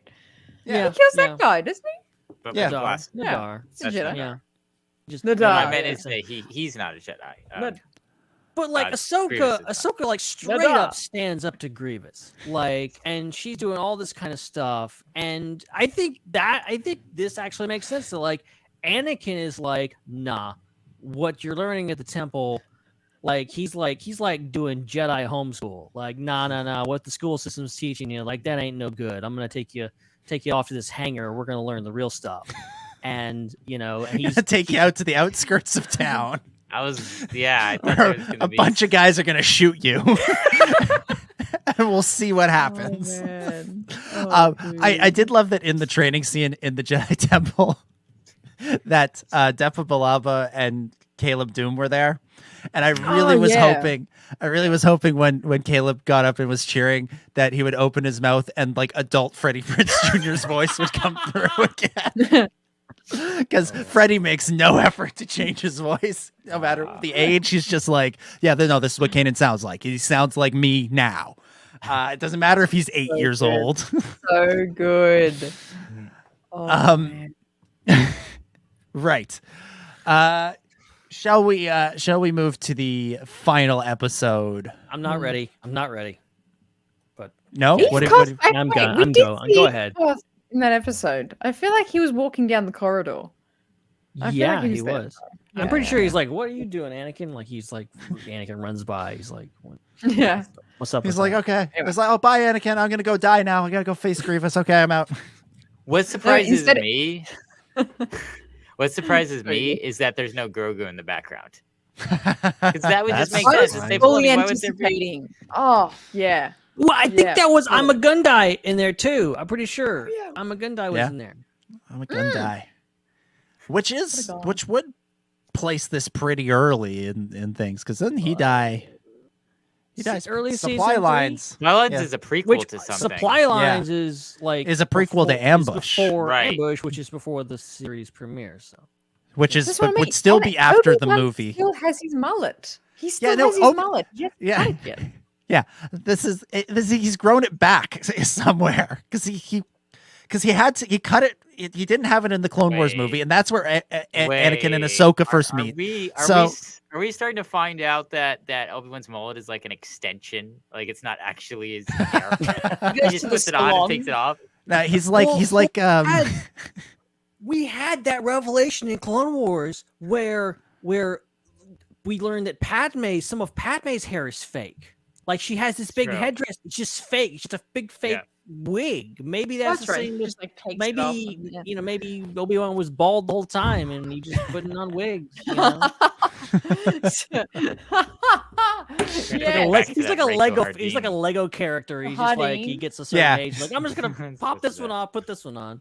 He swaps them. I'm feeling the crop today. Yeah. Yeah. Oh my god. Oh man. People in the chat are saying Eth Koth didn't die. I could have sworn he was killed by Grievous. No, they rescued him. Didn't you watch the second episode? No, he died. Intrigue? Doesn't he die? He did not. He definitely did not die. He had to die at some point. But where?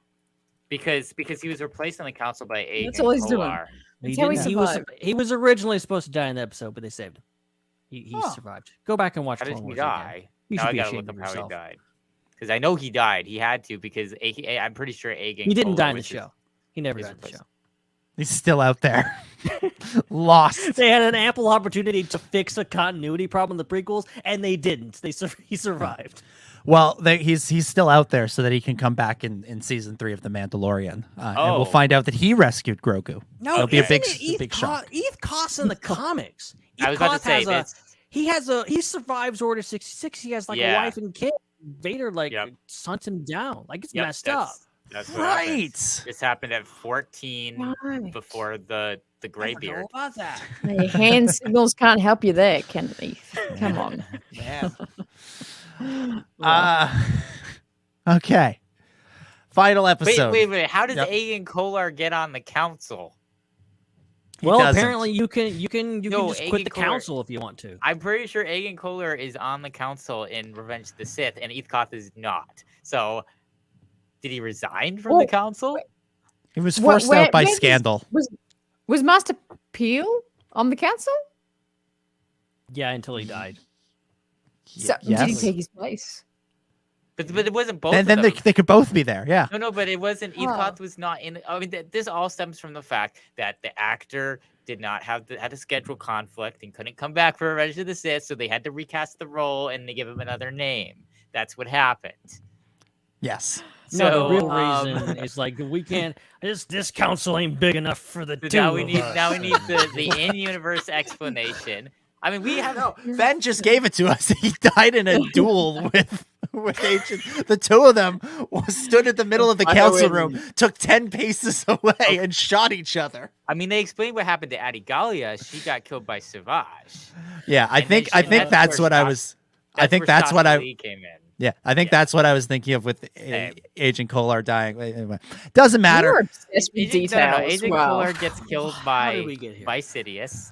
Well, I hope everybody lives, but we don't know why. I hope everybody has enjoyed this episode of Ion Canon. Make sure you tune in on Monday.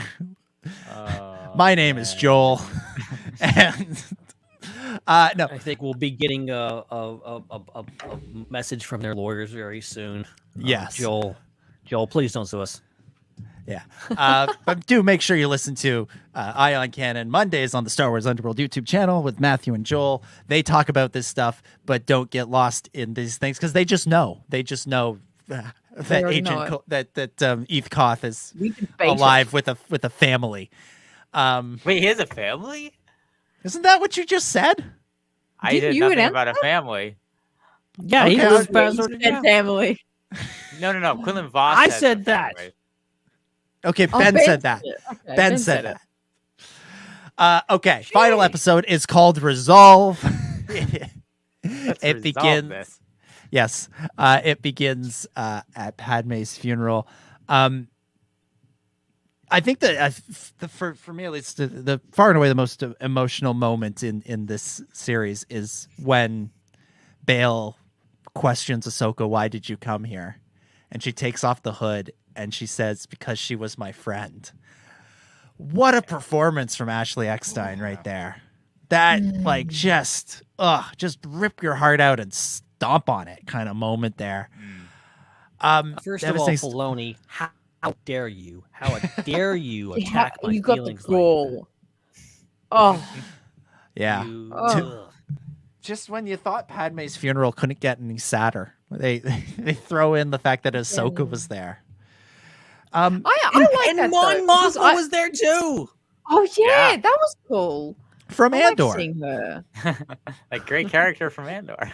Yeah.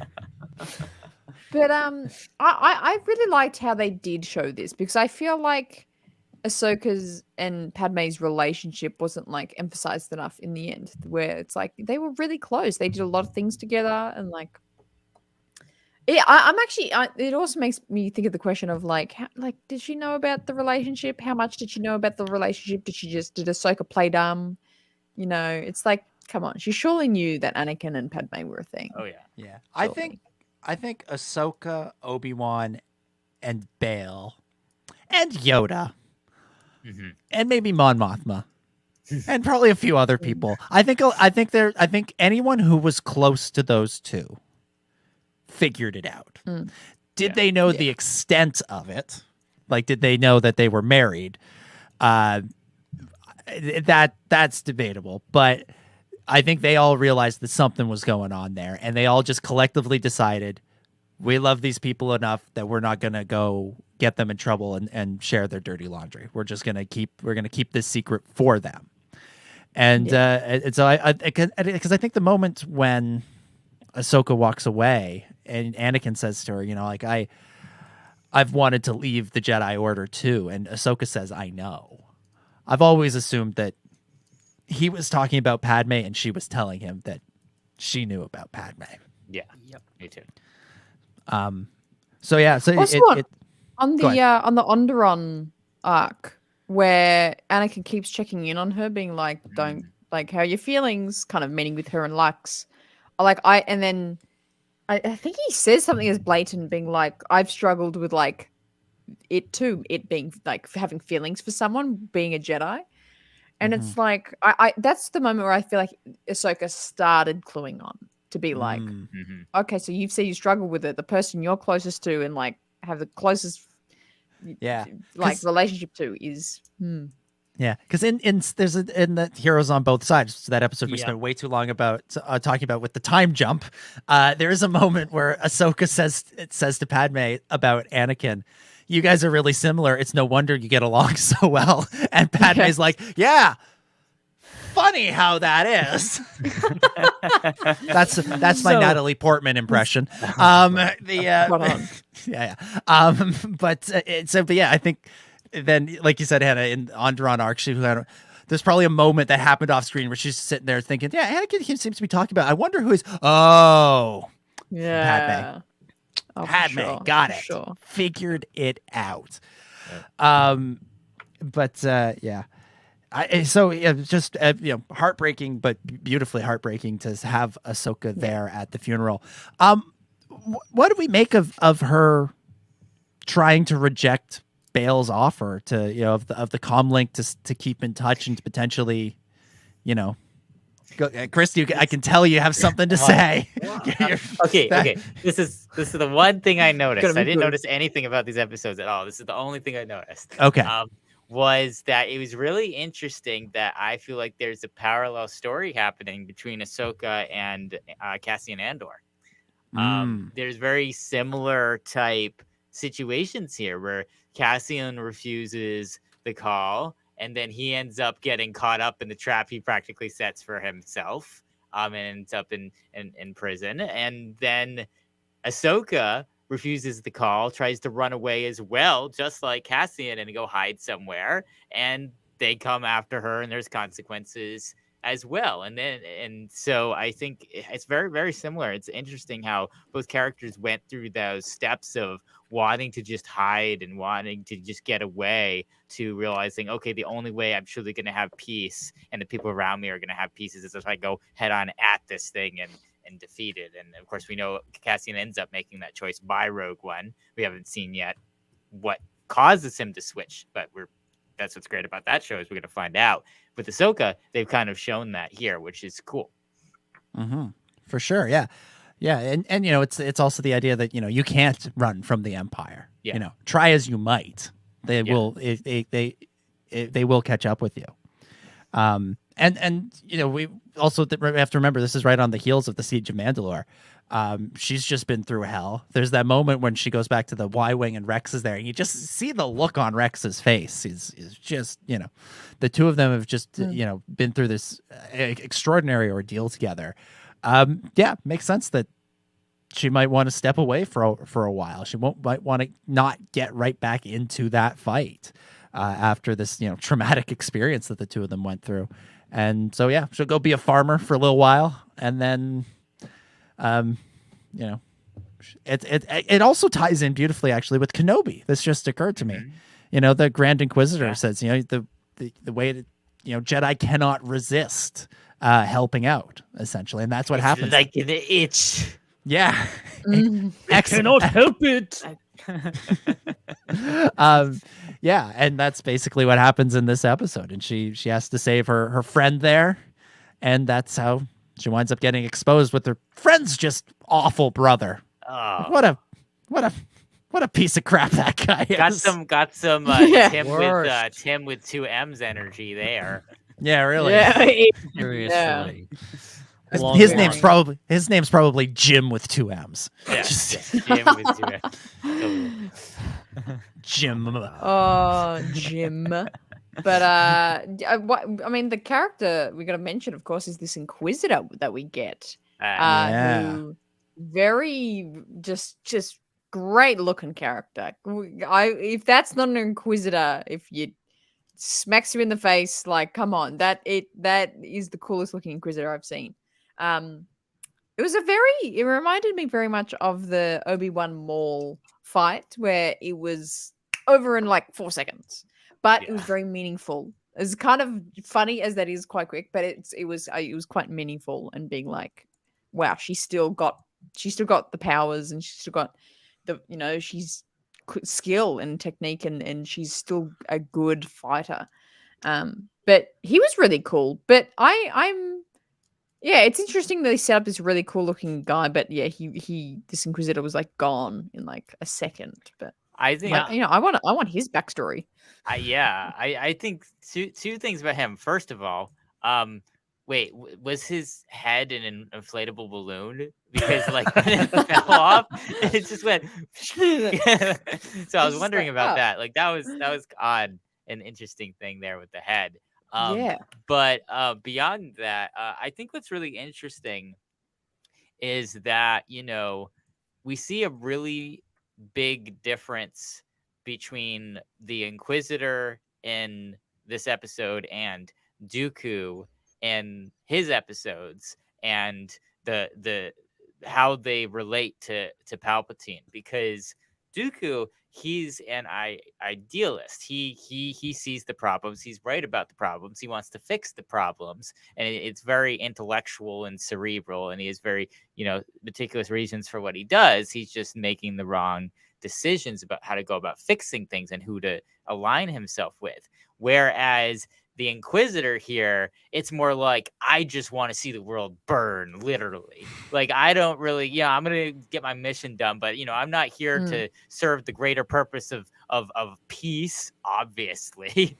Like, I just, I've been given license to go around and kill people and burn down villages and unlimited resources to do that in the name of hunting Jedi, and this is the best job ever. Like, you can tell he's just a psychopath who wants to kill people.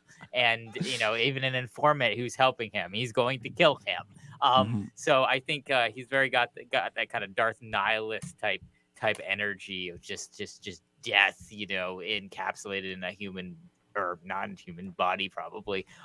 He's a ghoul. That's he's what a literally ghoul a is. ghoul. He's a good ghoul. And that's why the masks just go at the end. He became one with the Force. No.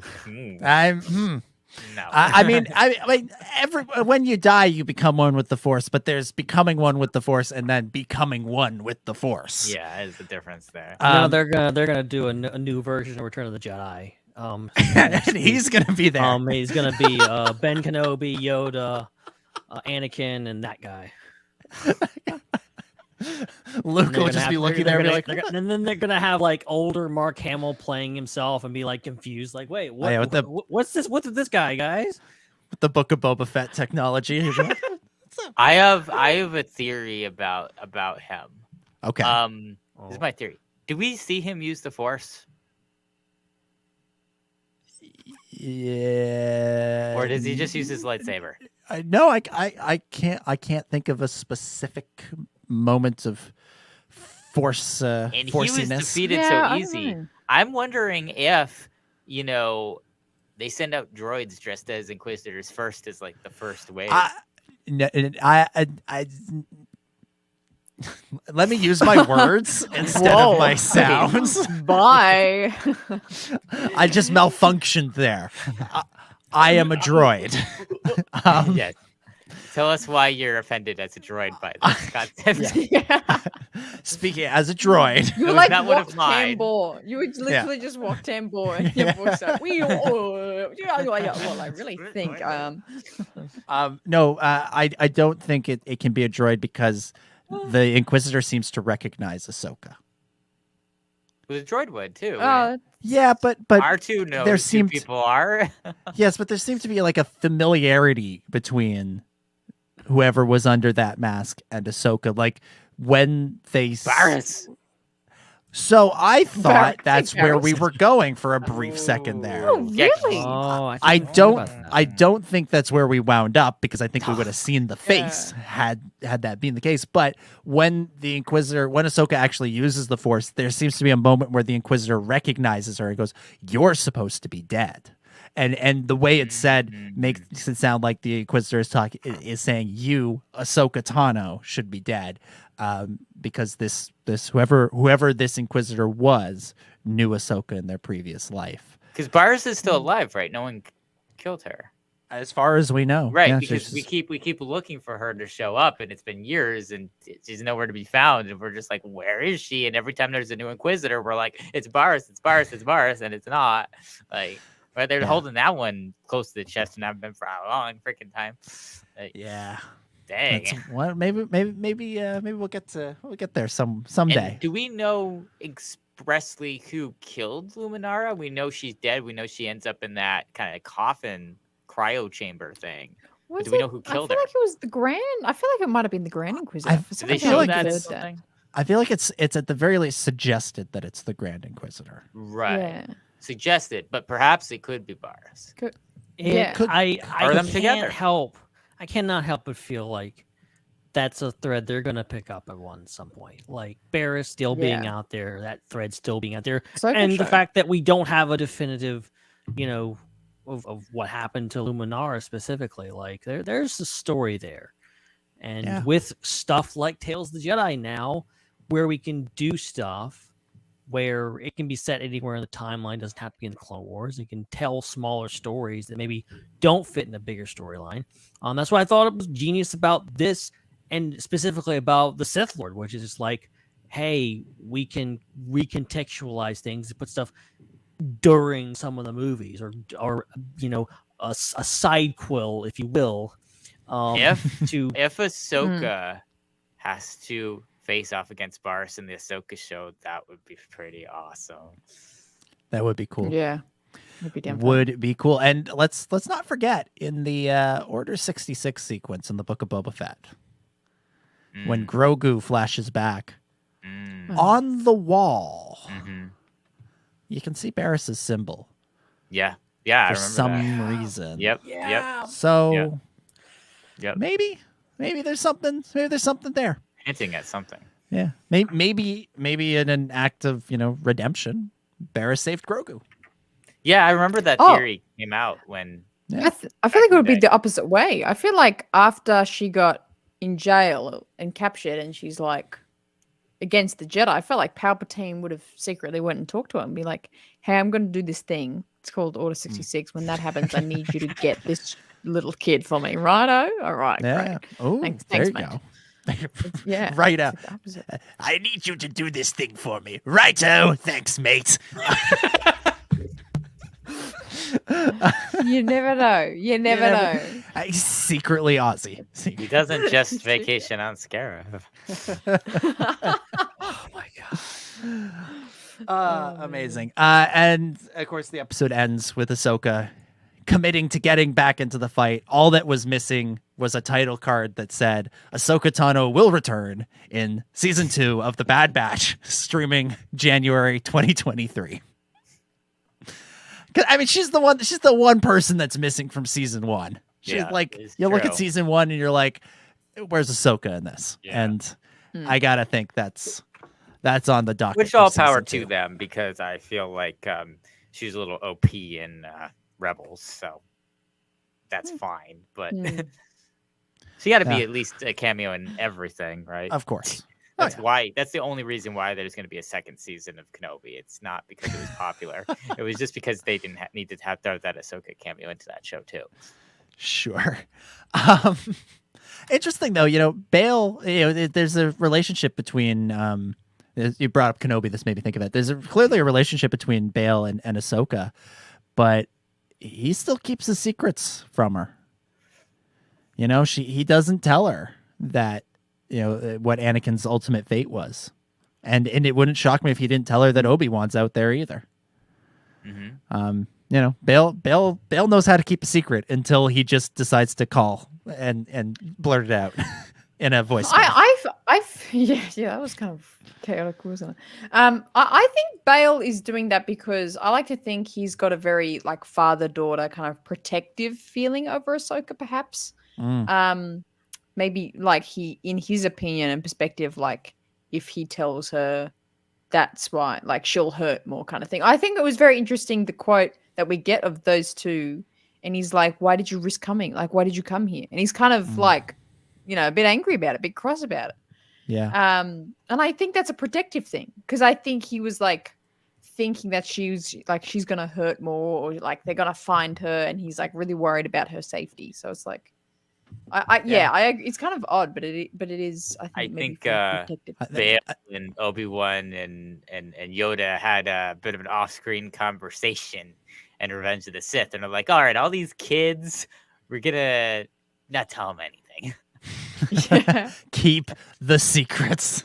Well, and it seems to be that a little rebel network that we have between Ahsoka and Bail Organa and Obi-Wan Kenobi and Mon Mothma and Luthen Rail and all these guys, involves a lot of people knowing a lot of things, but also keeping a lot of secrets from each other and not telling each other about that, because we don't have any evidence of it yet, but you could definitely infer that maybe Mon Mothma also is teaming up with Bail Organa on the side, but maybe she's not telling Luthen about it. And, and obviously Bail's teaming up with Ahsoka, but he's not telling Obi-Wan or maybe even Mon Mothma about it. There's a lot of stuff going on there. Yeah.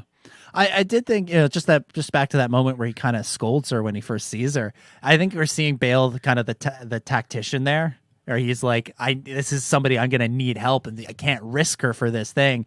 And then, she takes off the hood and there's that heartbreak moment. And I think, Bale realizes in that moment, oh yeah, she's not just an asset. She's human, which I think is one of the things that, or to Gruden, whatever. She's a person. She's a person, and her name is Ahsoka. And she's got, and I think what separates Bale from a lot of the other rebel sort of cell leaders, especially what we're seeing on Andor with Luthen and Saw, is that he does think of his people as people rather than just as weapons to be used in the fight. There it is. I think we're at the end. I think we're at the end. Tales of the Jedi, season 1. Call it season 1 because I want them to do a season 2. Oh yeah, Please. for sure. And also, if they wanted to do just like the animated adventures of Count Dooku, leading up to, and leading up to Attack of the Clones from pre-Phantom Menace, sign me up. And next season, Exar Kun and Ray and Finn. Please. Yes. But I was going to mention the big, massive plot point that we forgot to talk about through all these episodes. It's like the biggest moment that happens. We get to see Count Dooku erase Kamino from the Jedi archives. We get to see that. Yeah, that was awesome. Yeah, that was really cool. Awesome was I love that? they got That the was whole phenomenal. dialogue. Camino erased, like just hammering it home. I was so stoked. I when I'm watching that scene, I'm like, this seems way too easy. Like that's all it takes. But like, also, you can just walk in and be like, that doesn't exist. Kind of how you delete anything in real life. Just go into the computer and hit delete. That's how it works. This is a universe where there's changelings, people that can change to different skins, and people that have like holographic disguise matrices and make them look different. You can just walk into a library and just delete stuff from the memory. Like that's kind of crazy. Again, you'd think you'd need to there'd be like multiple layers of security. Like there's no 2-factor authentication. Again, you need the 2 guys with the keys that have to turn them at the same time. Like this Jedi Council has got to up their security it level. recognizes his voice. And Madame Jocasta, she's still so uptight about it. It's like, if it doesn't exist in our records, it doesn't exist. Well, you aren't watching people coming in and deleting stuff off your server. Come on. Wait, why is she so? She's quite a cranky old lady. She's not happy about anything happening. And she's so like mad. throwing shade at Qui-Gon, like he always had an overactive imagination. Talking about Sith Lords and all this stuff. Like you went like no wonder the Republic falls. Jocasta knew. All because of you. Yeah, I just imagine like Anakin walks into the Jedi Temple like he's killing everyone, and she's like, "Oh, Sith Lord's like, oh, what are you doing here?" Like, she's just totally oblivious. That sounded like the beginning. For him. That sounded like the beginning of a joke. Like Anakin walks into the Jedi Temple, and Jocasta Nu says. But I couldn't think of anything that stupid that Jocasta Nu would say other than just, the usual stuff. It doesn't exist in our... Anyway, for Jocasta. But also, you could maybe the easiness of deleting the data was a intentional plot point to show the hubris of the Jedi, because they would just assume nobody would ever try to do that. Yeah, like only Jedi would be in there. Only Jedi would be in there. So fat and satisfied, yeah. I like the idea that Kevin Scott threw out there that were like, he's not a Jedi anymore. Like he's left the Order at that point, but like they still just let him come back in. Like he's just like he still has keys. He can come back in. They still call him Master. It's cool. He's got like those janitor keys, like a big ring. He's got like 50 keys. Coming back in. No. He just goes up to the door. He's like, "Oh crap! I forgot my keys on surrender. Can you let me in, man?" Good stuff. All right. Shall we do some final thoughts and scores out of 10 for Tales of the Jedi? I say scores out of 10 for the season as a whole, although if you want to go episode by episode, that's up to you. That'll be tough after only seeing it once. Yeah. So Benjamin, start us off. Final thoughts, scores out of 10. Yeah, so this was great. And as hopefully a pilot season, I hope this is the beginning of something really great and really vast. They could do so many things with this.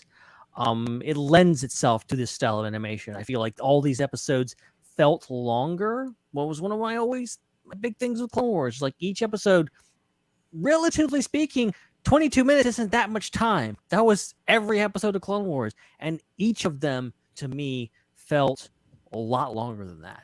I think these episodes found a way to do that again in regards to, continuing to pack so much story and emotion and plot and character into just a few minutes of time, and breaking it up and not having, because this could have easily been all about Dooku or all about Ahsoka, or having a series of events that all kind of tie together. They're loosely connected, but they're still telling kind of separate stories and picking up at different parts of their life. I think that's really interesting.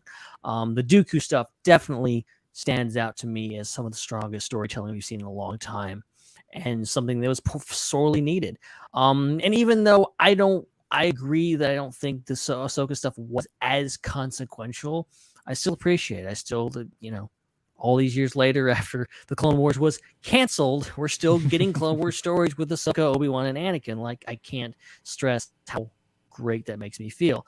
So, it is great. And yeah, I hope they do more of these. I hope we can get more stories. I would be fine with another season of Dooku, to be honest. If beggars can't be choosers here, I would love for more of that. I'd love more Ahsoka, but I hope they branch out and do more things. But for this particular 6 episodes, I'll give it an 8.5 out of 10. 8.5 out of 10. And you want them to do the next season as a big to-do about Dooku. All right. Do or do not. Jeez. There is no Dooku. There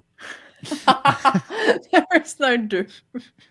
It's all a lie. Hannah, final thoughts, score out of 10 for Tales of the Jedi. Yeah, I loved this series. I think this little shorts, these poems we get from Dave Filoni was such enjoyable viewing. Is it for the wider audience to catch, non-fans of Star Wars to convert them? I don't think so. I think Andor's trying to do that. I think this is such a good series for the real deep fans, the real Clone Wars fans, to really get more context. I feel like Star Wars fans are just obsessed with context and like what's happening when this thing is happening, what's happening to that other character while that's happening. Like we love those kind of stories. So I think this really hit a really satisfying nerve for me, which I didn't know I needed. It itched to scratch that of stories I didn't know I needed. But yeah, definitely hope we get a season 2 in. We get different types. I hope there's like different variations, tales of the Sith, tales of the Rebels, tales of just all these different types of people around the galaxy. But I give it a solid 9.0. I just a 9 out of 10. 9.0. Excellent. 9.0. Also, is itch to scratch an Australian saying? Thinking that. I was just. You know what? I don't. I was just wondering if I think it's just a Hannah saying. That's a Hannah saying. Okay. It's a Hannah saying. It's itch to scratch. A Hannah story. A Hannah Raeside original. Tales from the Raeside. Tales from the Raeside. There it is. Oh yeah, it's good stuff. There it is. All right, Chris, over to you. Final thoughts, score out of 10 for Tales of the Jedi. This is great. This is kind of par with my expectations. I think that the choices of the stories were really, really good. And I think that, the fact that it added a lot of information to the current canon was really great world building. So that was fantastic. I think the quality of the actual episodes themselves were kind of like mid-tier Bad Batch season 5 Clone Wars, or season 7 Clone Wars type stuff. So it's like I didn't feel like this was like blowing Clone Wars and Bad Batch out of the water. Like this is so much better with just the type of story and the way it was constructed and the way that it was put together from a technical point of view. So because it's not an improvement, it's hard for me to give it the highest score because I want to see them continuing to push the limits of what this stuff can be. And I feel like this is just taking what they have and making something that's kind of on par with it. So as a result of that, I'll give it a 9 out of 10. I think it's up there in quality with the other stuff. And it's great. But I also think that they can get better. I think that they can add a little bit more punch to these things in the future. Yeah. All right. For me, I'll go 9 as well. I think this is a strong 9.0. 9.0. Yes, 9.0. Mine was 9 and 0 tenths. 0 tenths. Yeah, I feel like this was a really strong out of the gate start for what I hope will be many more anthologies down the line, whether that's Tales of the Jedi 2 or any of the other tales that people have suggested as potential storylines. I loved getting to sink our teeth into Count Dooku and his story. I will... As we said many times, but I'll share this super chat from Joel from earlier. Tales of the Jedi finally did the character of Count Dooku justice. Absolutely agree, and I think we talked about that a lot as we talked about those Dooku episodes. Really, really great stuff. That's a character I've wanted to see more from for a long time, and I'm glad we finally got to see it. So yeah, 9 out of 10. From me, and here's hoping that 2023 or 2024 sees another Tales of the something or other as we move forward. But I think with that, we can begin to wrap things up for this week. All right, so we want to thank you all so much for watching this week. Make sure that you follow us on social media at the SWU for programming updates, breaking news, memes, all the great stuff, especially on Twitter and Facebook. We're on Instagram as well. We will see you again before 7 days time.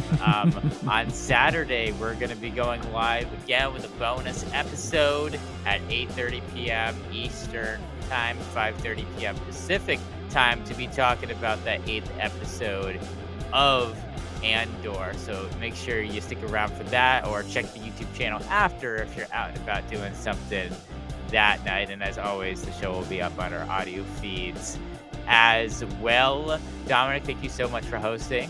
It was my pleasure, as always. Great fun talking Tales of the Jedi. I'm only sad that we didn't get to talk about Andor and the Damon Lindelof Star Wars movie news, because, that's pretty exciting too. Looking forward to finally having a week at some point down the line where we can, really do a deep dive on that, because I think that's worth talking about. And I said off the top of the show that I didn't expect any more news on that front for a while, so expect an official confirmation next week, because that's how these things tend to go with me. I'll make my prediction. I'll say Cad Bane won't appear in anything for a while, and then the next night the Bad Batch will air, and hey, there he is. So it's a curse and a blessing, this you call me Nostradamus because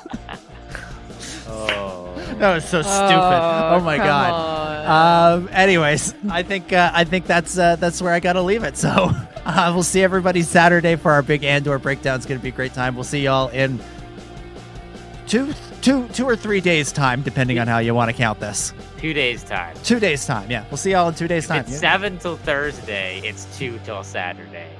Is it? Because the 1 has to be for Friday, the 3 has to be for Sunday, the 4 has to be for Monday, the 5. Let's keep going. Go to the full week, please. This is like that great episode of the Clone Wars where C-3PO learns how to do math in the market. Iconic stuff. Yeah. That's how I learned multiplications was with joke and fruit. Why is Star Wars Kids YouTube channel not that? That's what it should be. They compete with Sesame Street there. We can have Count Dooku instead of Count the Count. Ah, I'd like to There see you that. go. Corey Burton, get on that. Okay. Ben, thank you so much for hosting as well. Oh, this was a pleasure as always. Yeah, so much to cover. I'm glad we got to dive deep into these episodes because just so much to cover. I feel like we could probably spend 2 hours on every episode, but we really wouldn't. We would just be here forever talking about this stuff. Like we would never ever get to the Damon Lindelof movie until it was actually released. So that's a whole thing. But yeah, the only thing I'm disappointed about tonight is not getting to talk about Andor because that episode was really good. And we'll talk about it in a couple days' time. And the only thing I'll say about that is that we will be having, at least for me, the most anticipated guest on the show. Yes. The person that I was most concerned about if they would like it. Like, I would have been devastated if this person. Diego Luna. I would have been so disappointed. So I can't wait to have the #1 Cassian Andor fan to talk about Andor episode 8 this weekend. Stay tuned for that. That's going to be absolutely fantastic. Dominic's on social media, Dominic J25. Ben's on social media, Ben Hart with no E. Hannah, thank you for hosting as well. Woo, thank you so much. And in lieu of Halloween coming up, we never celebrate it here in Australia, but maybe I should with the costume of Kiamundi's head in a hood. Yes. I'm going to fashion some sort of hat, a party hat or something. You know what, Hannah? So the Australian like rules football ball is pretty much the right size. No. What you need. Top hat under a cloak. Oh my god, yes. There we go. Yes. There we go. That's it. That's what I'll do. I think Ben is like, I know what I'm being for Halloween too. You guys can be matching. Oh my god. Good one. Good. It'll be the whole thing. No, but this is a great series. I'm a diehard Clone Wars fan, and this itched my scratch of Clone Wars content. It was really, really enjoyable. Definitely something I'm hoping there's more of, and we'll probably go back to many times to rewatch. So happy days for me. But thank you for the great discussion tonight. You can follow Hannah on social media at the Raeside. For those listening, RAE side is how it is spelled. We want to remind everybody about our Discord. We got links to that everywhere, and if you can't find them, just talk to Ben on Twitter while Twitter still exists. Come at me, bro. Otherwise, you might need to find another means. And that's where you can get our links to our pre-shows these days. You can also become a channel member, and you can super chat with us. And huge thanks to Joel and everybody else who super chats with us on a regular basis for helping us ship those pancakes over to London. It gets really expensive to rent a boat. And to keep them warm the whole time too. That's tough. And too bad they don't have pancake mix or anything in London. You have to ship it all. Where's that IHOP brand pancake mix? Get on it. Push the subscribe button if you are not subscribed, and make sure you also subscribe to us on your favorite podcast apps and leave a review. And if you want to reach out to us, you can keep in touch with us at swunderworld@gmail.com. My computer broke. That's it. Whoopsie. I don't know. So that's it. We'll be back in 2 days' time, and then once again in 7 days' time for all the great folks at the Star Wars Underworld. For Dom, for Ben, for Hannah, my name is Chris. May the Force be with you.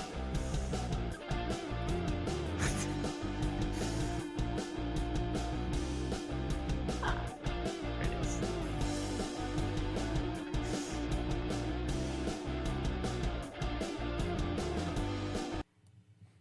It's a wrap.